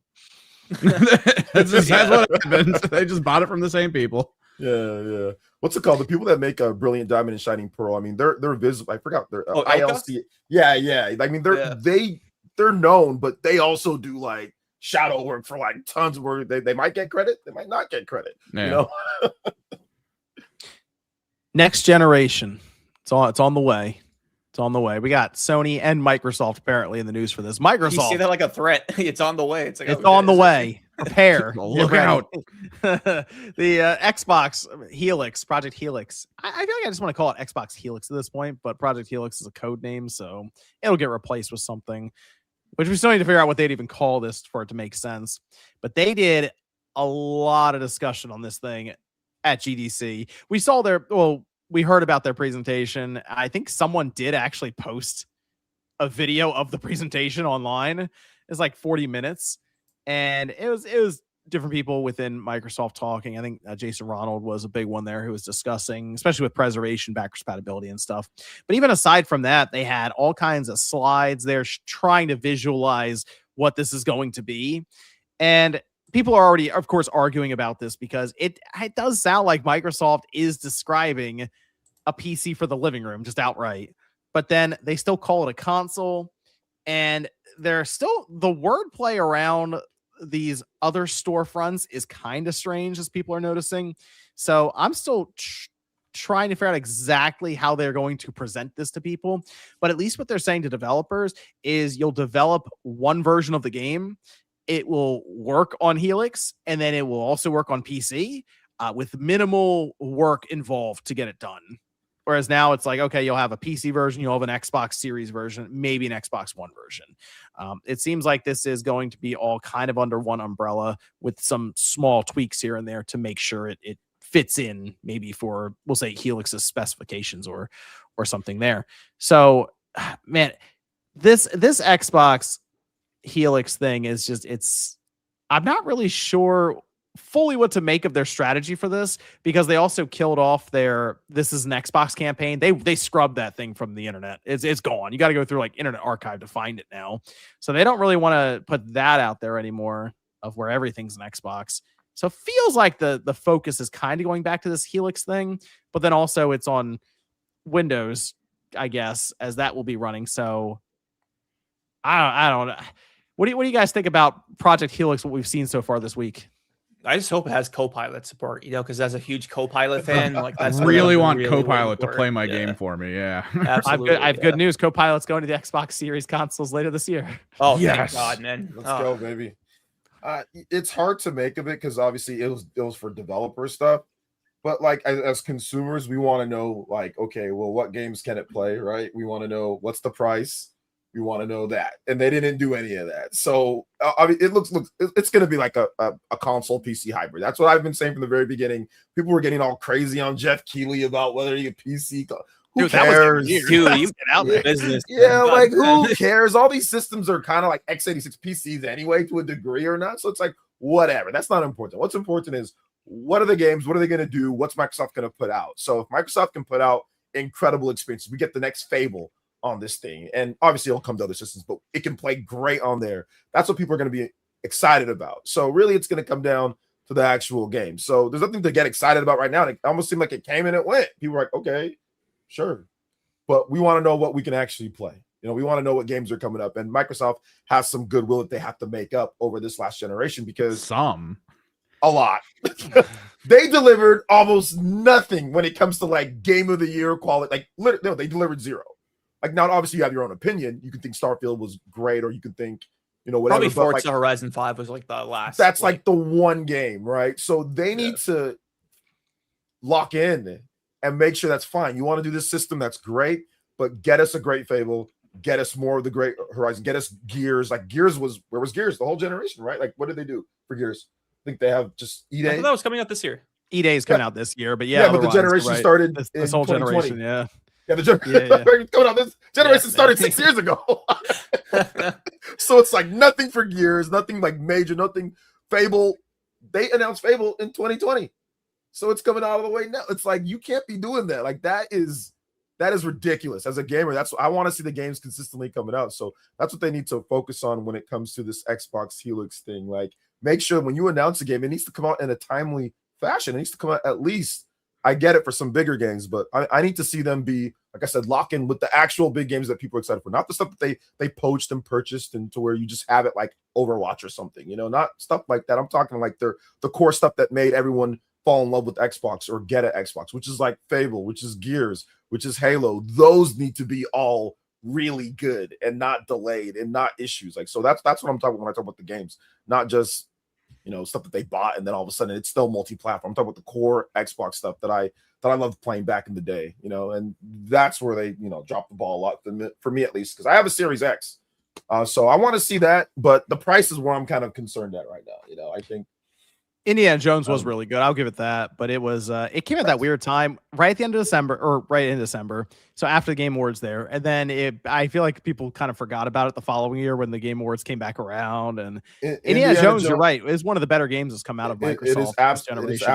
It's absolutely a great game. It's a great game. I agree. But it's just one of those things. Like, I just need to see what they're going to do, like with their big games. Like, is Perfect Dark going to come back? Like, what's happening there? Probably no. That's probably dead forever, right? So, like that's all. I think as a gamers, we just want to know that. And like I said, the price. People talk about estimating it's going to be $1,000 for this. Like, you got to come with some heat. If you're charging $1,000, you got to come with some heat. I kind of think they're gonna. I think this thing's a minimum $1,000. I don't think they're looking to subsidize this system. Is first and foremost. No disk drive. No, there's definitely not gonna be a disk drive. No, I think they're out on that. Maybe that is like 90% digital right now. I mean, that's the thing though. It's supposed to run Windows, is the idea. So you feel like it would support a disk drive, but the question is, will it read the Blu-rays for Xbox games previously, or if you have a disc for the 360 original Xbox and you pop it in for backwards compatibility on the Xbox Series now, all it does is authenticate that that's what it is, and then it downloads the game from the server. So in that case, I guess maybe they would allow you to hook something like that up. I don't know if I would necessarily count on it right this second though, because it's the physical media goes completely against the idea of them letting you play games versus like on a handheld, on a PC, on this Helix. it just doesn't make a lot of sense for them to have a physical game mixed in there, because how does that then work on the handheld or something like that, the ROG Xbox Ally or whatever? So that's going to be unfortunate when they go that route, but I kind of feel like they're already 90% digital right now anyway for Xbox. I'd be shocked if it was more than 10% physical on that system right now. But the price is going to be that's going to be the weird thing.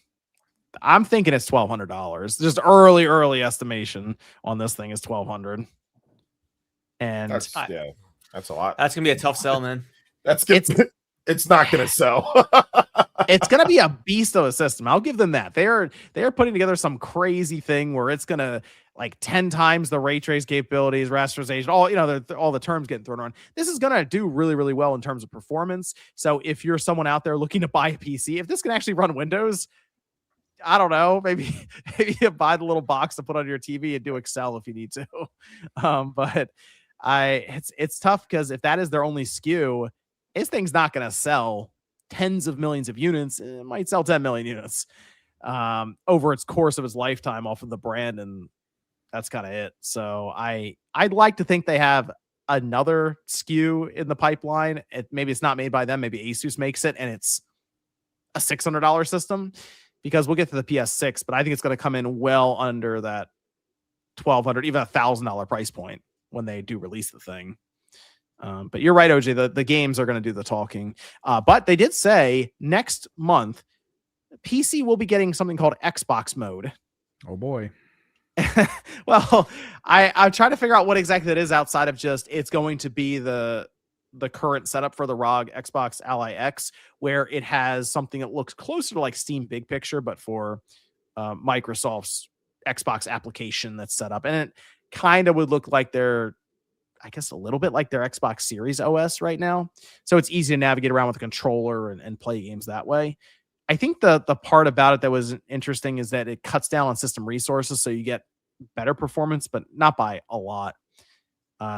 Backwards compatibility, though, it seems like they're implying 360 and original Xbox games could be coming to PC with the next generation as well. That's cool. So That's cool. that could be kind of neat. Yeah, to see all of a sudden you can see them on your PC, but it's like, hey, download this to an Xbox Series console. If all of a sudden it turns into you can just download and play it here on your PC, that'd be kind of cool. I'm curious how they get around licensing issues that they currently have.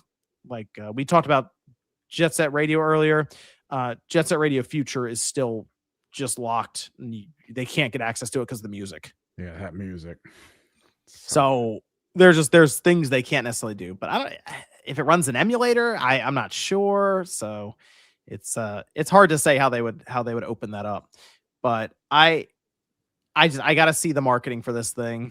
If it's really is a PC but also a console, that's such an interesting message to try to get across. So here's the other thing, though. You know what? People have been looking around. They have not explicitly said that Steam is going to be on this thing. They've said other leading storefronts is the terminology they're using. Epic Games has kind of mentioned that they are working with Microsoft. They're begging to be on this thing, dude. I think EA probably would work with them on it because they have a launcher. Ubisoft as well. I've been trying to figure out how it makes sense to have Steam on this thing, and I think a lot of people have. And the only thing I think of is that Microsoft would get some kind of cut out of the amount that Valve gets for any of the games that get sold through Steam on this Xbox. But if the idea is it links to your Steam account, I mean, Valve probably doesn't want to do that because why would they? And you'd be able to then use that purchase on a PC or anywhere else with Steam. So that, or with that, maybe a PC or even on Mac. I've actually been trying some of the games on Mac, and it goes between PC and that as well. So Steam, I kind of wonder if that would be the crazy twist is Steam actually is not on this thing. Probably not. And honestly, the Epic talking about trying to get on there could actually be more of a threat. Like, unless our launcher's on there and we're getting most of the money, you're not getting Fortnite. Yeah. Oh shit. God damn. Well, the other thing is the Steam machine is out there somewhere. Someday it'll show up, and all of a sudden the living room becomes a bit more interesting for all these companies. And I don't think either one's going to sell like what PlayStation would sell with the idea of a high-end box that you put under TV in your living room, but it's still something to consider with a Steam machine, with SteamOS, this Xbox running Windows, and now Sony showing up with games on both of those. Like SteamOS would be able to run God of War. Yeah. So would this Xbox then through Windows if it's running. No Steam. wonder why they pulled the PC support for their single player games. It's like, the marketing, like Xbox could have their moment, like the Shuei Yoshida sharing games a moment. Xbox is like, I want to play God of War on my Project Helix, and then that'll go. That would be man, that would be crazy if they try to do something like that. I don't know. It's an interesting strategy. I'm not sure how they work this out with developers currently when it comes to, they like to ship stuff on PC and then also on Xbox to try to get that double dip going, because not everything's Play Anywhere, and there's a reason for that. There's just more money. They want more money. Yeah. So there's so many hurdles to really clear for this that I don't know. They seem like, hey, this is it. This is what they're doing. So 2027 though. Developer talk. One other thing it reminded me of. Remember before the PS5 came out, that GDC presentation with Mark Cerny and the silhouetted audience members? It was a really weird, because I remember watching that. Oh, we're gonna get like some new details, some gameplay footage. It's like, nope, there's Mark Cerny talking about like people's ears for an hour. And I'm like, okay, cool. So that's what it reminded me of. But have they talked or hinted about anything about the online requirement? Oh, yeah. So here's the other part about this. Technically, if they merge Windows and Xbox and that's all one thing, I kind of feel like you got to get rid of the pay to play online. And they've kind of hinted at this before. Yeah, they've hinted at this before to where like the money people actually, I think it was the CFO, was like, yeah, it's kind of archaic to charge people to play online. And so it wasn't even Phil Spencer saying that. It was like one of the people who actually like, the bean counters there and stuff. So if that's the case, then I kind of feel like the online requirement to play online is going away, and maybe they'll just lean into Game Pass as their subscription content model. Like, so if that happens, do you think it pressures Sony and Nintendo to drop that, or probably not? Of that happening? No. because the system's going to cost $1,000-something, so it's not too much pressure if you think about it, right? Like Nintendo's cheap ass online, or Sony's is more expensive, but it's like $80. But if the systems are significantly cheaper, so like a Nintendo Switch 2, it's $450. The $20 that you pay for online, you can pay for so many years, and it wouldn't even equal the cost of the Xbox, the Xbox Helix. Obviously, Sony's a bit more, but I don't think it pressures them. And Sony makes way too much money off of that. It's just PSN is just it's just too much right now. Like I said, if the Xbox Helix was more competitive, maybe like with pricing, then yes, I think it can maybe pressure them. And if they drop the online requirement, but it's not going to be competitive with pricing. It's not. And Sony, we'll see how much their next system is too. I don't think it's going to be $1,000, but I don't think it's going to be cheap either. So, but I don't think it's going to pressure them just because they make too much money off of it. So yeah, you're right. It would have to be somewhat competitive, because Sony, it is $80 a year for Sony. Yeah, that's the minimum to play, which is a lot. That adds up over the course of years. That definitely adds up. But it's just one of those things to where I don't see Sony saying, "Oh, we're going to drop that." That's too much money from so many people. They're not going to drop that. Yeah, I'd like to think that would, because Microsoft showed up technically and set in motion the idea to charge a user base to play online. They kind of did that with the original Xbox. So I mean, it'd be kind of interesting if they were the ones who then came back and set the standard to not charge to play online. That would be a nice full circle moment. Yeah. I will say though, that does bring up the idea of, okay, well, if I have this Xbox Helix, maybe it is $300, we'll say, more than the PS6. But over the course of a generation, you play it for 2 or 3 years, you save that much. Like, actually, I think they save some. I don't know. I know people don't necessarily think that way with a lot of the subscription service stuff. It's something extra to throw in there. And if the system somehow, some way, maybe there was a system that was priced according to a PS6 out there or something that we don't know about, that's kind of been hidden this whole time, and then it is competitive, maybe you could have something in the market shift. So I don't know about Nintendo. Nintendo's like charge like $20 a year, so they're probably just They're probably just hanging out. And honestly, the funny thing is now Nintendo has built up such like a mass amount of content on these subscription services. They could probably just stop charging people to play online, and they would still have a case for, hey, look at all the stuff you get just for subscribing. But I would argue that they have the most compelling offering out of the all the online services. I think if nothing because of the price, like even $20 a year, it's the NES, the Super Nintendo, the Game Boy,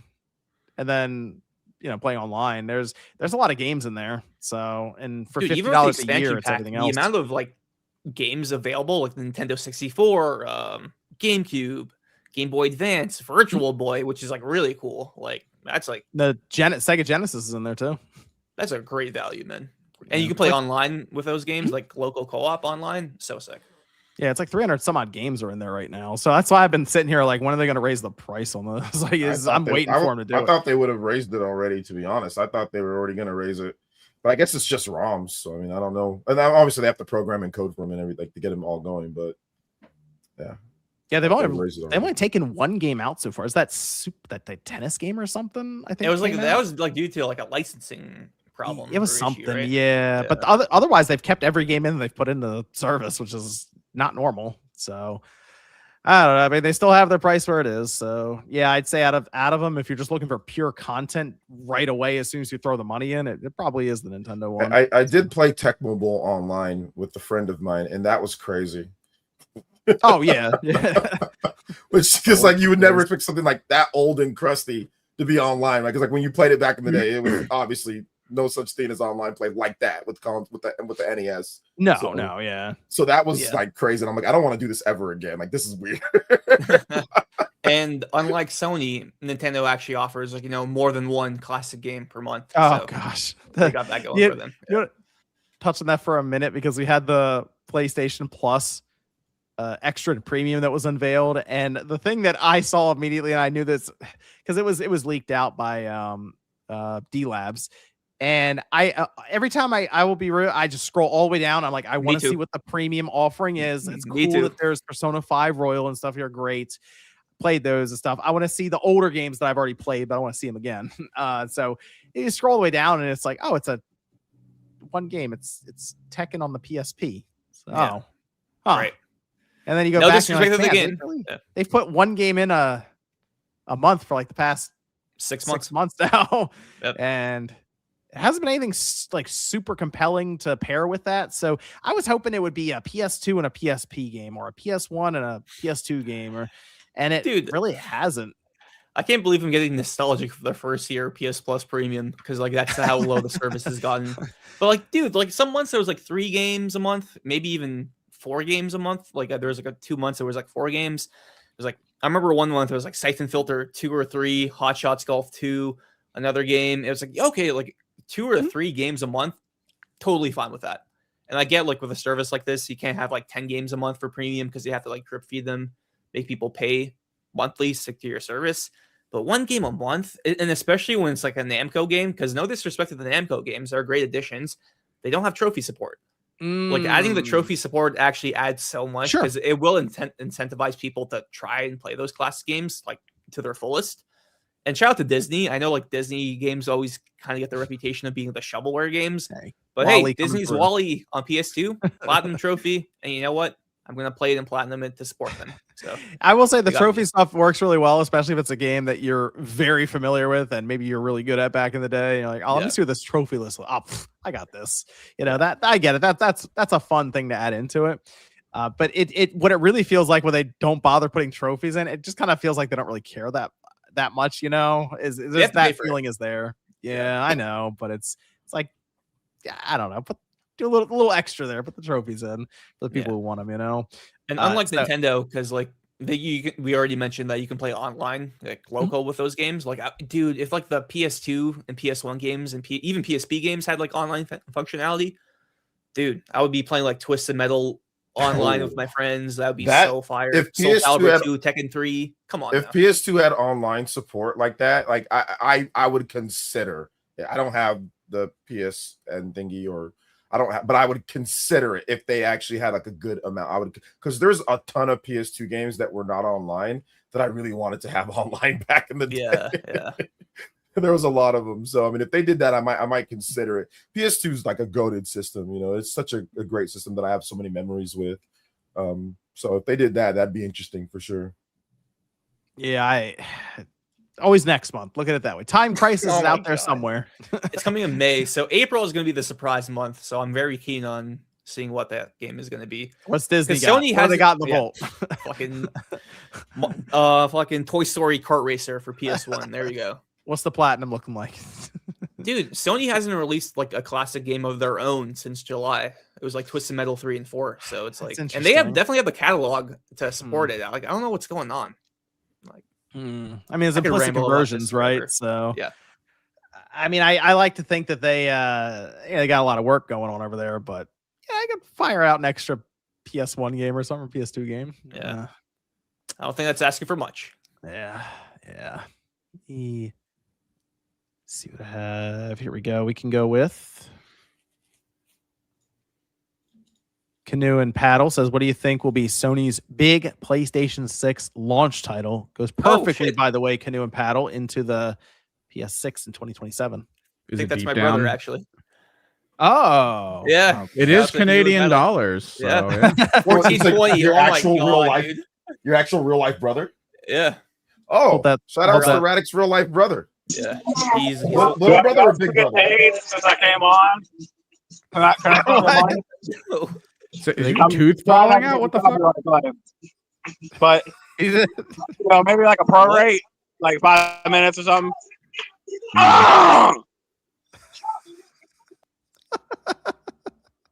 You know what? Remember we talked about real quick to get back. Remember we talked about people that sell their games for drug money? I'm just saying. Remember you spent a man selling drugs for game money. You just whatever. But yeah, you guys shout out to Canoe and Paddle. He's the one who got me into video games. Is that Big Brother? Okay. Big Brother. Yep. Okay. How many years, Big Brother? So he's 12 years older than me, and my sister's 2 years older than me. So he's like, you watched him play a lot of games then. Oh, absolutely. I watched him play like San Andreas when I was a kid. Okay. You know, he bought me God of War 3 like at the launch week. I was so hyped, dude. Mortal Kombat Night.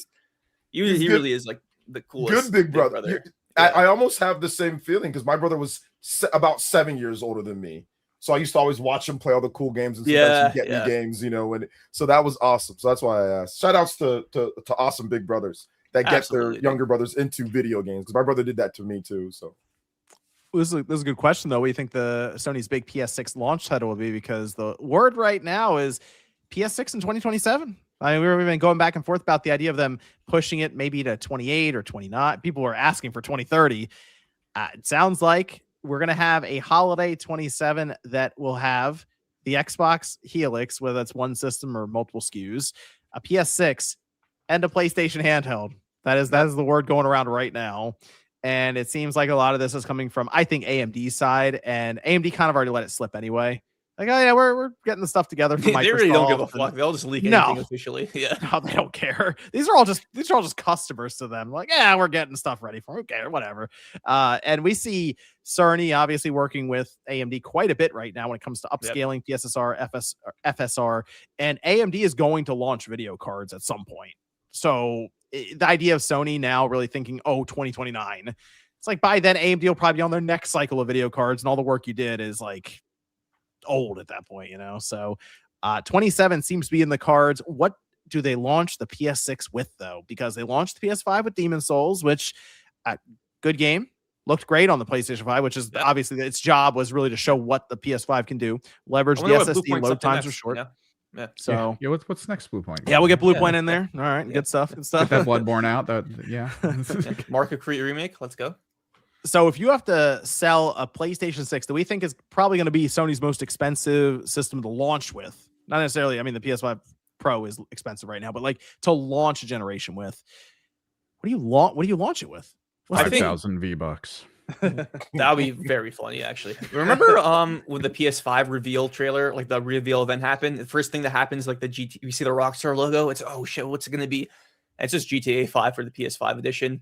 And you have PS Plus, you get like $1 million in like shark card money for online. That's probably what we get with GTA 6. Yeah. Honestly, probably. GTA 6. GTA 6 PS6 edition. Play GTA 6 on the best looking system. So I actually think they could launch it with Spider-Man 3. I think it's Venom. I think Venom. Okay, they could do the Venom one. Yeah, it'll be cross-gen like Miles Morales. Like Miles Morales. Good point. Good point. $50 game. Or the I X-Men really do game. think X-Men game could be in there. That'll probably be like 2030 according to the leaks. Yeah. So I mean, okay, so we have that Insomniac game, but that would still be cross-gen. They got to come up with an exclusive game though to launch the thing with. I had two picks because I actually did think about this for a video a few days ago. Fire Sprite. They're cooking up something. And all the rumors suggest it's going to be like an Until Dawn game, like a new Until Dawn sequel, which I think would be really cool. You know, R.I.P. Ballistic Moon, the remake no one really asked for, which I think is so funny. It's like, you should have done like a proper remaster like you did with all the other PS4 games, like a $10 upgrade, 4K 60. You did not need to remake the whole game. Like that was unnecessary. Like there were some moments I liked from that remake, but clearly it didn't do well. Some developers need to understand that you don't need to remake everything. Fatal Frame got that remake, and it's kind of oof. Oh really? Oh shit! I'm not vibing with that remake, fam. So yeah, I think Fire Sprite will be. I think it's about time, bro. Like they've been working on this game for like ever. And I don't know if that's going to be cross-gen or not, but I'm hoping it's like a PS6 exclusive. Yeah, because one of these games, I know they want to do a lot of cross-gen, I'm sure, because the PS5 generation will assume at that point, I mean, look, GTA 6 coming this year, we still think. And it obviously well above 100 million PlayStation 5 systems will be out there when the PS6 starts selling. But you got to pick something to go, this is exclusive. I kind of wonder if it's something out of... wavelength. What's that? Team Asobi. I thought about Team Asobi with an Astro game. That did cross my mind. But I also wondered, Naughty Dog has this third game apparently out there somewhere. The Sean SKG game, right? Yeah, people keep linking it to like an Uncharted game, potentially. And I'm like, man, what if they said, you know what, this is going to be an exclusive and we're going to show off the PS6 with this Uncharted game. That would be the move. That would be the move. A new Uncharted game with the new character, new... back ties to, Nathan Drake and his adventures, but it's a new character. Like that would be what would get so many people excited because it's been a decade really since Uncharted 4, right? We're going on a decade. Uncharted 4 is going to turn 10 years old in May. Yeah. And Lost Legacy is going to turn 10 next year. So it'll be 10 years by the time. Yeah, a decade. And this is many people's game that maybe they grew up with. They became a PlayStation fan, or people that were in their, 20s when they started playing it. So now they're in their 40s and stuff. So or going to their 40s. So to me, Uncharted would be like the perfect game. Like that would just be the perfect game to have, like right there at launch. If they could, they can, obviously if they could. I don't know if they'll be able to, but if they could. I love the optimism, Spawn, but do you think Naughty Dog will release 2 games that year? That is tough. Yeah, that is unless tough. It's a remake. If it's an Uncharted 1 remake, Drake's Fortune. That would be pretty sick, actually, if it was a remake. I'd be okay with that. That'd be cool. Me too. It'd be sick, but it wouldn't feel strong, right? Like to be like, welcome to this new system, replay this remake. I know what you mean, Evan, because it's to be like the same design philosophy of the PS3 game. Yeah.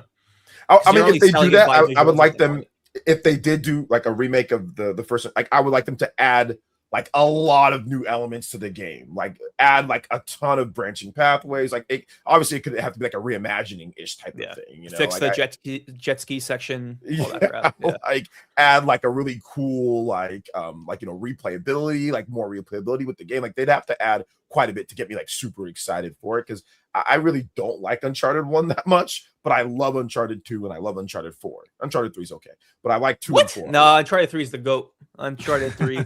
Uncharted 3 is the GOAT. Okay. Maybe. I like Uncharted PSP, definitely the best. Oh, both the best. Uncharted 3 is the GOAT. Okay, maybe I got to go back and play 3 again. Dude, the set pieces in that game, man. I do like 2, and maybe because I played way more of the online in 2 than I did 3. 2 online. Yeah, immaculate. 2 online was really good, and I played that a lot in college, like with my friends. So, yeah, because God of War Trilogy remake has to be on the PS5. They can't rug pull everyone and put that at PS6 only. So you don't think so? I don't think they announced like they listed it like a proper system. That would annoy people so much if it was like, hey, you think so? Because I feel like that would be like a great reason to buy a PS6. No, it would be a good reason to buy a PS6, absolutely. Yeah. But it would feel I don't know, it'd feel kind of strange, I think, for people to go, oh man, I gotta get this this new system for it. I thought it was gonna be cross-gen. Here's the thing though, with the PS6 coming up 2027, and we're already talking about like, okay, what are they gonna launch it with? But I mean, 2027, that launch is a year and a half away now then. And that means we probably start hearing about a PS7 or PS6 be talked about, I'm sorry, in 2027 at the beginning. So we're a year away from them starting to market this thing too. But think about the launch games. Media Molecule? Maybe? What do they even make? Are they actually make a game this time? I hope so. My dream is them to go back to Little Big Planet because I feel like that is like the safest option for them. Because they tried a new IP with Dreams, and like the marketing for that game was like not good in my opinion. Yeah. It was really because Sackboy's a character. Like he's like a very iconic. I still see Sackboy memes constantly, in TikTok and Twitter to this day. But yeah, but then Dreams is we don't have a game. Make it your goddamn self. Yeah, exactly. It's like, do you think? So people were obviously saying they should push the PS6 back a year or two. Do you think when they just show the PS6, people just all of a sudden be on board completely just by seeing it and the visuals? I'm sure when they show a game off with it or something. Well, other than PS3, I feel like out of the PS4, PS5, PS6, PS6 is going to be the toughest sell they had. Yeah, I'd say so. Ever. Well, yeah, I think maybe at least like in the recent years for sure. The PS3 was tough, obviously, because it was $600. But yeah, for sure. But you guys see this all the time too. Is like anytime, like I feel like I would love to see PS6 in 2030. Like I feel like, I don't know if COVID ruined my perception of time because it's going to be 7 years. Yeah, it'll be 7 years. 2027. It'll be like a regular console generation, but it doesn't feel like it, man. It's like the feeling. I think it does come down to the people will say exclusives, like how important are they? I think they're very important for a console. And I think that's one of the reasons people keep saying that is they need games that show off, we'll say, quote unquote, the PS5. But I think it's more just they need games to give the system its identity throughout the generation. Exactly. And so what I think will happen though, as we go along, right? So here comes some games from Sony this year. Sons of Sparta.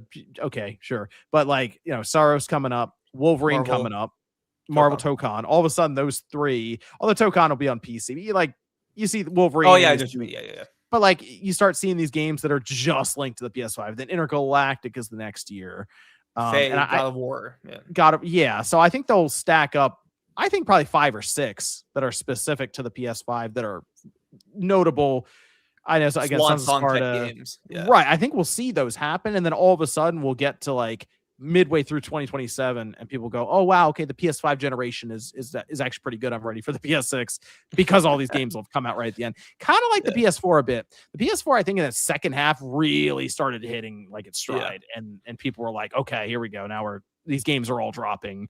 And it, like, remember that E3 where it was like Horizon, God of War, Spider-Man, and all of a sudden everyone's like, oh my gosh, it was going crazy. So I think that's really what it's going to come down to, are these last year and a half or so for the PS5 that cements it for people if they want to go to the PS6.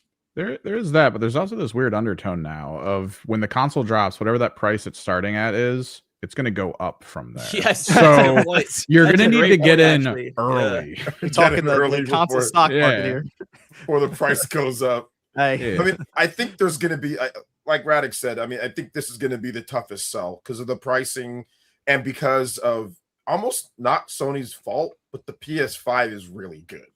The base PS5 is just a really good, competent system when it comes to games and the graphics and the frame rate. And I think a lot of people, like more like the casual audience, the people that just play Madden or NBA, like just buy a few, they're going to be like, no, I'm good. Like those people are going to completely zone out. Whereas PS4 to PS5, yeah, there's a lot of diminishing returns, but there seem to be like, okay, like a lot of games were 30. Like a lot of Sony's games, first-party games, were 30 FPS or like uncapped frame rates. Whereas now, like pretty much Sony's been 60 from day one 60. With everything even higher. Like right now, even like Monster Hunter Stories 3, that's not the biggest game out there. Like that's like 120 FPS on PS5, like in performance mode or something like that, right? So it's like you're getting great performance for like a lot of variety of different games. So I think that's going to be the tough sell, not because, you know, like the system's going to be bad or anything. Obviously, we don't know what it's going to be yet, but just because the PS5 is so good, it's like, why do I need to get something else? You know? And you know how we went through the generations for, like, say, the PS3, the 360 especially, and, you know, the PS4 and the Xbox One as well. The system, after so many years, started feeling slow, just like getting around the OS. And, you know, a lot of that had to do with them running off mechanical hard drives and stuff, I'm sure. But the OS just seemed to get too big for that system because there's so many updates were hitting, and they were just tacking a lot on. And the PS5 still just feels very snappy getting around. The Xbox Series still feels very snappy, and a lot of that's with the SSD. But it doesn't feel like the OS has kind of outgrown these systems either. And I assume the Xbox Series, like that OS, is probably going to be what we see on the Helix.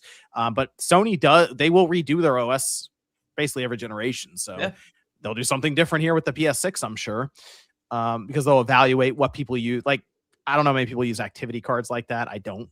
So if those went away, I wouldn't lose sleep over it. Like the new refresh every console generation. I think that's cool. Yeah, it makes it feel new. Yeah. So, but that's the thing. The PS3 towards the end of that, it was like, okay, the PS3 it's doing its best, but that last PS3 store revision. Oh my! That store, bro. That store was. I just said I'm out. I said I'm out. I literally just stopped. I unplugged it and I said I'm out. I'm done. Horrible. The second version of the PS3 store was the best. Like the green square, blue square tiles ran flawlessly, and then they said, like, you know, let's release an update where he's like, fuck it up. It's like, all right, thanks guys, appreciate it. But the question I have for you guys is, like, how do you feel about the handheld releasing at the same time? Yeah, that's a good point. So I guess it comes down to how much do we think the PS6 is going to be. At this point in time, I kind of think the PS6 will be 700 if I had to take a guess. Nice. And things can change by the time we get to 27. Like, we're talking about the DRAM crunch right now. I mean, again, who knows what happens in a year, but that could be somewhat alleviated or it could be worse. So early indication for me, 700. I think the PS5 Pro gets phased out. Like, they just stop selling it. And, so not even a price cut. No, I think they just slowly phase it out. And I think the PS5, maybe they try to get that down in price from, it's like 500 now. I think maybe try to get that down to 400. Isn't that kind of like what they did with the PS4 Pro? That's why PS4 Pro started becoming scarce a bit. Yeah, they just stopped making them. Just stopped making them, and like and then like now, if you want a PS4 Pro, it's actually kind of pricey, isn't it? Or it's like it's more expensive than you think. That you would think for the system's age, you know. It was like 400 or something like that. It's like the 300 to 400 range, which is crazy. But you know what would be a good idea for Sony is to refresh the PS5 to try to get it cheaper. Do like that third revision, like they did the PS3, the Slim, and then the Super Slim. Oh yeah, Super Slim. Yeah. Something like that to get it to where they need it to be for a price that is more approachable, because they will have most likely a $700 PS6. But cross-gen is going to go for a while. Like, you might buy a PS5 when the PS6 come out, and you still have like a solid 5 or 6 years in front of you, you know, for all we at this point. Do we think the 2027 Call of Duty game will release on PS6, PS5, and PS4? They gotta get rid of that. PS4 version's got to go, man. That is over. Get the thing out of here. Oh my gosh. We don't need that. We don't need 3 generations of a game like that coming out. My gosh. But I do think there will be PS4 games coming out still while the PS6 is out. Oh, for sure. Yeah. Which is crazy, because then Sony also has to hold all of that up in the back end all at the same time. But for the handheld, if the PS6, if I believe that's 700, I kind of think the handheld's going to be the same price as the system. So I think that could very well be 650 to 700 as well. If you just look at the PC handheld market and what we think the PlayStation handhelds, I think, is going to be pretty capable. I think it'll be a pretty strong system. That's you can't expect everyone to get all that. So I mean, obviously, it's going to be like people are going to pick and choose. Yeah, people are going to pick and choose, but that's effectively pricing some people out, with both of them being like, if they're both that around that price, it'd be hard. Like I said, content creators and stuff, like hardcore fans, yes, but like most other people, probably not. So, do you think the options are going to be like a PS6 and a PS6 handheld, or like a PS6 digital, PS6 with a disc, and a PS6 handheld. Like, I think it's just the handheld, the system, and then we also have this disc drive attachment, and it's not even gonna slot onto the. I think it's gonna be a cable. Oh, it's gonna be like a out shitty like cable. Yeah, oh, you know the HD DVD. Remember the HD DVD player for the 360? Yep, for the 360? I think it's gonna be that. I think it's gonna be something that just kind of sits off to the side because the thing with that is the PS5 disc drive compromised the entire design of the system. Like they had to work around it, and then later in the generation, look what happens. They end up opting towards the digital version, and you end up slapping the thing on the side, and it looks like an afterthought now. Can I just say real quick? I know Radic probably wasn't really. This was Radic. This was the most annoying war ever. The format war between. It was the most annoying thing ever online that people would argue about between Blu-ray versus Blu-ray. HD DVD. It was like a thing over for those who were maybe younger. I don't even remember HD DVD to be honest. Man. Yeah, that's what I'm trying to tell people. For those, it was incredibly annoying between people arguing back and forth between HD DVD and Blu-ray, like the format wars. It was lame. So it's just like a red case, a blue case. That's what it is. Like it was basically just people console. It's a format. It was a different format. It's a format. I think Toshiba. I think it was Toshiba's format. If I'm not, or Philips or Toshiba. And it was people would argue back and forth like which one's better, what you should get, and like obviously it was tied to the consoles because Sony was doing. All I know is HD DVD had King Kong, okay, because it came with my 360 and HD DVD drive. I remember so many days on N4G that being like the hottest topic was the format war. I was like, oh my god, give me some video games. Well, eventually I remember my friend had it, and I'd go over and be like, "Do you watch HDVs on that?" And he's like, "Not really. I just leave a disc in there because it's easier to." I just leave my DVD that I want to watch in there, and that's all I really use it for. I don't actually like watch HDVDs on it. It's just I don't have to switch out the DVD drive because it'll just pick it now for me, and that's what it was. Ended up turning into because HDVD went away pretty quick after that. So that was that. I think 700 for the PS6 and 650. I'm gonna say 650 on the handheld. 650. Do we think the handheld's going to have like a dockable kind of thing? Yes, I think it'll be dockable, but I don't think it'll come with the dock. I think you'll have to get it yourself.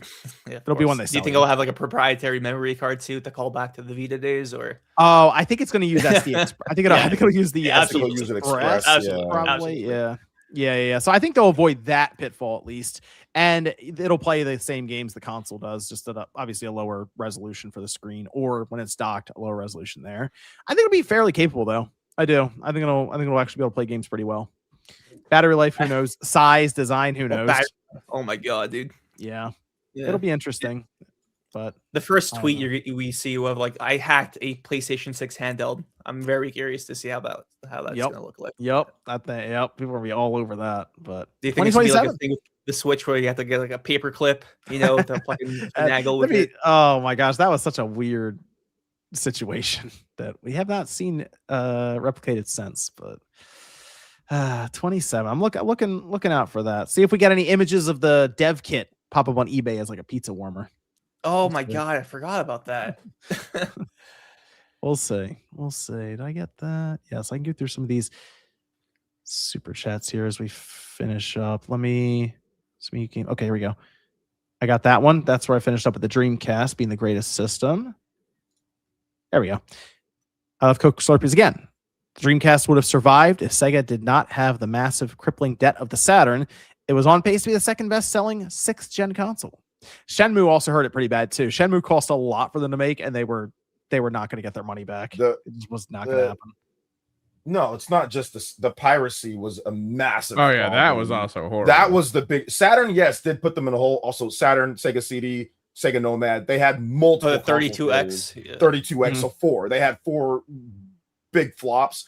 But the problem was the games. People were not buying enough games, and that put them in a huge hole. So even if they didn't have that debt, the Coke Slurpees, the piracy took them out. And then the component costs and then people shifting over to Microsoft, Sony, Nintendo for games. I mean, but yeah, the gaming with the piracy was the biggest issue. I think that was really what. Imagine being a third-party company and you're thinking of going to Dreamcast and you're just like, oh shit, 50% of our sales at least gone. Just gone. That was piracy. Shout out to Alan Morales, the $1.49 super sticker. Toast says, I know, right? Do you see that? It's like $1.49. Hey, whatever loophole. Shout out to Alan. Toasty says, do you think Game Industry? We went over that one. Okay, Deported Sicilian Gamer says, Dreamcast guy slept on the floor of his closet just to afford a Dreamcast. That's how good it was. So keep dreaming. It was a good system. It was a good system. You guys sleep on the floor. Don't even buy a bed. Hellman says, Shenmue was the most expensive game ever made. I think for the time, by inflation. For the time, yeah. For the time. Yeah. Shenmue 3, definitely not. No. Definitely not that one. Warfame says, do you think Helix is a rebrand for Xbox? I think Helix is just the code name for it. I think they will have some kind of name for the console. Yeah, but what's up with the logo? Why would you go all out and make a whole new logo? Yeah, well, that's fair. I think they're gonna call it Xbox something. If it's just Xbox Helix, that'll be weird, but they're gonna call it, I feel like, Xbox brand. While it's not in the best shape, it has some Series H. Yeah, Series H. Yeah, I feel like that's like Xbox is still like one of the more valuable names Microsoft has. I would say so. What? Yeah. Like it's not as bad as Copilot. No. Copilot, introducing the Xbox Copilot. It's like, that's that. It's over. Call says, how big is the pre-built PC market? Seems like Xbox Helix is going for that crowd than the console crowd. That's a great question. I mean, all we really go off of are like GPU sales, CPU sales. Well, GPU, yeah, but pre-built is the companies who get all those parts together, which means they have better buying power with the companies, which means I feel like pre-builts are more popular now than they were like 15 years ago. Oh yeah. You'd be made fun of back then for getting a pre-build. Now it's like, hey, you might as well just get a pre-build. You're gonna build it. Oh, okay, I guess not. Mecha Omar says, family of 4, we all have our own Switches. $80 for the expansion pass family plan per year is a killer deal. Yeah, that's true. That's true. If you can do that, you're really get a good deal then. Joseph says, launch game of PS6 Last of Us Complete Remastered. Finally. That's it. That's the one. Jason says, what's up, Spawncast? With there being a Wolverine PC build already floating on the internet, do you think there will be a Wolverine PC port by the fans in the future like Spider-Man 2? Oh, man. That was a crazy fucking leak, man. Yeah, like, people are playing the game. Insane. They're playing the game on like an Xbox, right? Like that was the whole tweet that happened. Yeah, because you could like, I think it was Xbox developer mode or something. But really, people were just showing themselves playing the game on their PC, and I mean, it didn't look good. It's missing textures, but it was technically functioning. Man, that Insomniac breach is like crazy stuff. Yeah. JC says, love you all guys. The highlight of my weekend. Do you think base consoles reach the 1K mark? Oh, you mean for price? I don't think the PS6 will get there. I think the PS6 will be, again, $700. Dude, that Xbox Helix, man, if they don't have something else that's not $1,000 or more, that is going to be like a niche enthusiast system. Do you think we're getting way too far in advance? Like, let's say, because we all think like the PS6 might get like an inevitable price increase. So, like by like $50 and like 29, 20, 30. PS6 Pro, if they ever do that. Okay, that might be. Yeah. That might be $1,000. That could be. I could see $999 like across the board there. Just like get it 1 penny under for marketing. That wouldn't shock me if we got to that position. Yeah. Oof.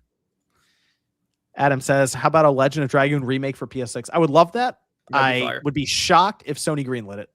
Sony is like, what is a Legend of Dragoon? Ever since Dark from Legend of the Dragoon, he was a canceled DLC character in PlayStation All-Stars. Oh, yes. They did cancel Dart, which freaking so sucks. I was so excited for him. Yeah, which actually sucks. I actually played PlayStation All-Stars pretty early before at the GT Film Fest before the game came out. Yeah. Jeff Keighley was there too. He was the one who revealed the game at the bonus round, the show he used to do. Yeah, bonus round back with Stutter and Craig and all that. It was one of my first things that I did for like journalism stuff, like interviewing back in the day. Oh, cool. Yeah, it was cool. It was fun. Rank says, I'm rocking the launch PS5 still. I will skip the PS6 entirely. If the PS handheld is real, I have learned to be content with what I have now. You know, it's interesting. I kind of think Sony might count the handheld and the console as one unit, as like, because they'll play the same games. I'm kind of thinking that's how they'll report it. Oh, interesting. Yeah. That's a good point. That is fraudulent if they do. I'm telling you, I think they'll do that. I think they'll count it as the same. Yeah, that's completely fraudulent. OJ, I wouldn't put him past them because at one point when Vita was like not doing well, they combined Vita sales with PSP sales at the report to make Vita look better. I think that's what they'll do because it'll be PS6 portable, PS6. I think they're just going to put it under PS6 plus PS6 portable. I think that's what they'll do. We're gonna have to rely on Matt Piscatella for like the proper like breakdown. Yeah, for the US. Yep. We'll probably get that. Let's see. This is from Sketches of Harmony. Says Ridge Racer 8 would be nice. 20 years in the making. Hey, I'm surprised Namco hasn't returned to that yet. I don't know. PS6 launch title. Ridge Racer. Yeah, there was a game that got canceled. Yeah. Oh really? Right. Oh shit. Yeah. It was like a Switch game or something, wasn't it? Yeah, it was a Switch game. Then the team that Nintendo recently purchased, they're the ones who were making it, but they canceled. Oh shit. Let's see. K Muton says Bungie is fixing the gun volume again in Marathon next week to make it less loud. There we go. Yep. Turn the sliders up and down. Yep. And they'll say, "Oh, have you played Outpost yet, Evan? On Marathon, my favorite map in an extraction shooter." Yeah, level 20. It's just keys. I mean, it's more like a PvP map because you have technically an internal fire mission. like rains from the sky. Yes, the cascade, the heat cascade. There was one I went into and I walked outside and it's like, I'm dying. What's going on? I look up and it's just fire is coming from the sky. You can like, hear it. Like you just hear it sounds like 100 cannons going off. That was the first time I played the map. I just walked outside. I was like, why am I dying? As the bar was just going down. It's like, oh, there you go. That's how you learn. So Canoe and Paddle says, please pray for Bloodborne 2 PS6 launch. Yeah, my brother really wants that, man. And I was like, yeah, there was a studio that could have worked on it, but From Software told them no, can't do it. Man. Which does give me hope that From Software will come back to it one day. Maybe there's been long enough now that I think it will be Bloodborne 2 instead of Bloodborne Remake. I feel like that's what's going to happen. It'll have as much of a gap in Armored Core, like how big that gap was between games. Exactly. Maybe they pull the Ninja Gaiden where they say, here's Ninja Gaiden 4, and then also we remade Ninja Gaiden 2. And then you get both of them. And here's Bloodborne remade, Bloodborne 2. No. The hopium is through the roof. Hopium is strong today. Yep. Dice Game Network says, Copilot on Xbox consoles will hurt FPS/performance. They will put I think agent version of Copilot in the next Xbox, and that's why it has like 40 gigabytes of RAM or something like that. 20 of it's for Xbox, that agent. The next Xbox is going to be, I think, over-engineered from our perspective, but in the idea of putting a little helper agent that can play the game for you, it's probably necessary. The Copilot, I believe that they're going to put into the Xbox Series later on this year is going to be kind of a glorified chatbot that will just look up things for you online and then tell you what, like you can see your screen. You can use this on Windows right now. On PS5. Yeah, if you have Windows right now and you press Windows G, it's already there. That's and if you type to it, if you type to it, there's a little Copilot thing up there, and you say if you type to it, you say, I've never seen that before. So if you load a game up on your PC, if you load up a game on your PC and you type to it, you say, I'm looking at this, how do I get it? It will actually tell you how to get a chest that's behind an area or something. It'll do that. So it's able to pull that information for you. And that's kind of what it is. It just gathers information. It's an in-game search engine. It steals information from other sites. Yeah. Yes, exactly. Yes. It will go find it it'll look through a strategy guide basically for you. But it's not what I'm saying. It's not going to be super intensive on the system compared to what'll probably come next generation with Helix. Gotcha. So, yep. I think I got you just tried it. Yeah, you're welcome. Now you have a whole strategy guide at your fingertips, but never leaving your PC game. But the downside is you have to run Windows. So there you go. Let's go around here as we finish up. I'll also check Streamlabs to make sure I have that. I think I missed one last time. All right, let's start with Radic. Sir, where can everyone find you? I am at Real Radic on every social media platform, mainly Twitter and YouTube and TikTok. I've been working on a few YouTube videos recently. I haven't uploaded this week, but next week I am planning to upload 2 more videos. One specifically about the future of Uncharted, if there's a future. I've been doing a deep dive, finding out about like the canceled Visual Arts Service Group remake that they were working on. Ben Studio was working on an Uncharted game for PS5 at one point. So a lot to go over for that video. So yeah, at Real Radic, check me out. And thank you for listening this week. Yes, Steady Flow says, have any tried Ghost of Yote Legends? We actually talked about it earlier. Radic had been playing it. I just checked in real quick after the update to see what we were dealing with and was kind of shocked. I mean, like the opening bit you do and then just looking through all the menus, shocked at the amount of content. So I want to say I'll get a chance. I'm kind of clear on the way right now for Crimson Desert, to be honest. All right, I'm just getting ready for it now. I'm just like, okay, just get through Pokopia a bit for the main storyline and a few like that mini shooter game. I'm almost on that. So just clearing the way for what should be a pretty ridiculous title to try to go through. But very pretty too. Very pretty. Yeah, I will come back to Ghost of Yote Legends at some point. Okay, I will. And let's go over to OJ. Where can I find you, sir? Yeah, follow me right here on YouTube, Player Essence. Got some cool videos that I dropped about Xenoblade Chronicles Surprise. Talked about the updates that we could get about the series, what's going on there. Talked about Zelda 40th anniversary, what could happen as well there. Also talked about Sega and some situations like with some of their RPGs, like Metaphor ReFantasio. So if you're into Nintendo and RPG content, got a ton of stuff that I do pretty much daily on there. And I also stream pretty much daily as well. So if you want to hang out, talk about RPGs, talk about Nintendo stuff, talk about industry, we do that all the time. And I'm also giving away Switch 2 as well. So subscribe to the channel if you want to get details on how to win a Switch 2. Radic, you can enter that. You can go Switch 2 before Smash Brothers. Yeah, honestly. There you go. Might have to. And then when I somehow become the winner, it's going to cause a whole controversy online. Yeah. OG gave a Spawncast member his Switch 2. What? Was this rigged the entire time? Fraudulent, completely fraudulent, you know? So.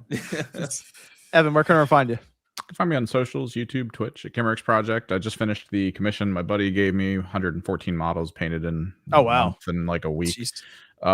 So we still got other stuff coming. Should be some new models dropping, actually, some new things that I got to work on, and we'll see what I'm going to do with streaming, I guess, in the next couple weeks, because we don't really have something straight up that we need to do. But yeah, swinging by, hang out, talk, chill, it's whatever. Stream some marathon, maybe.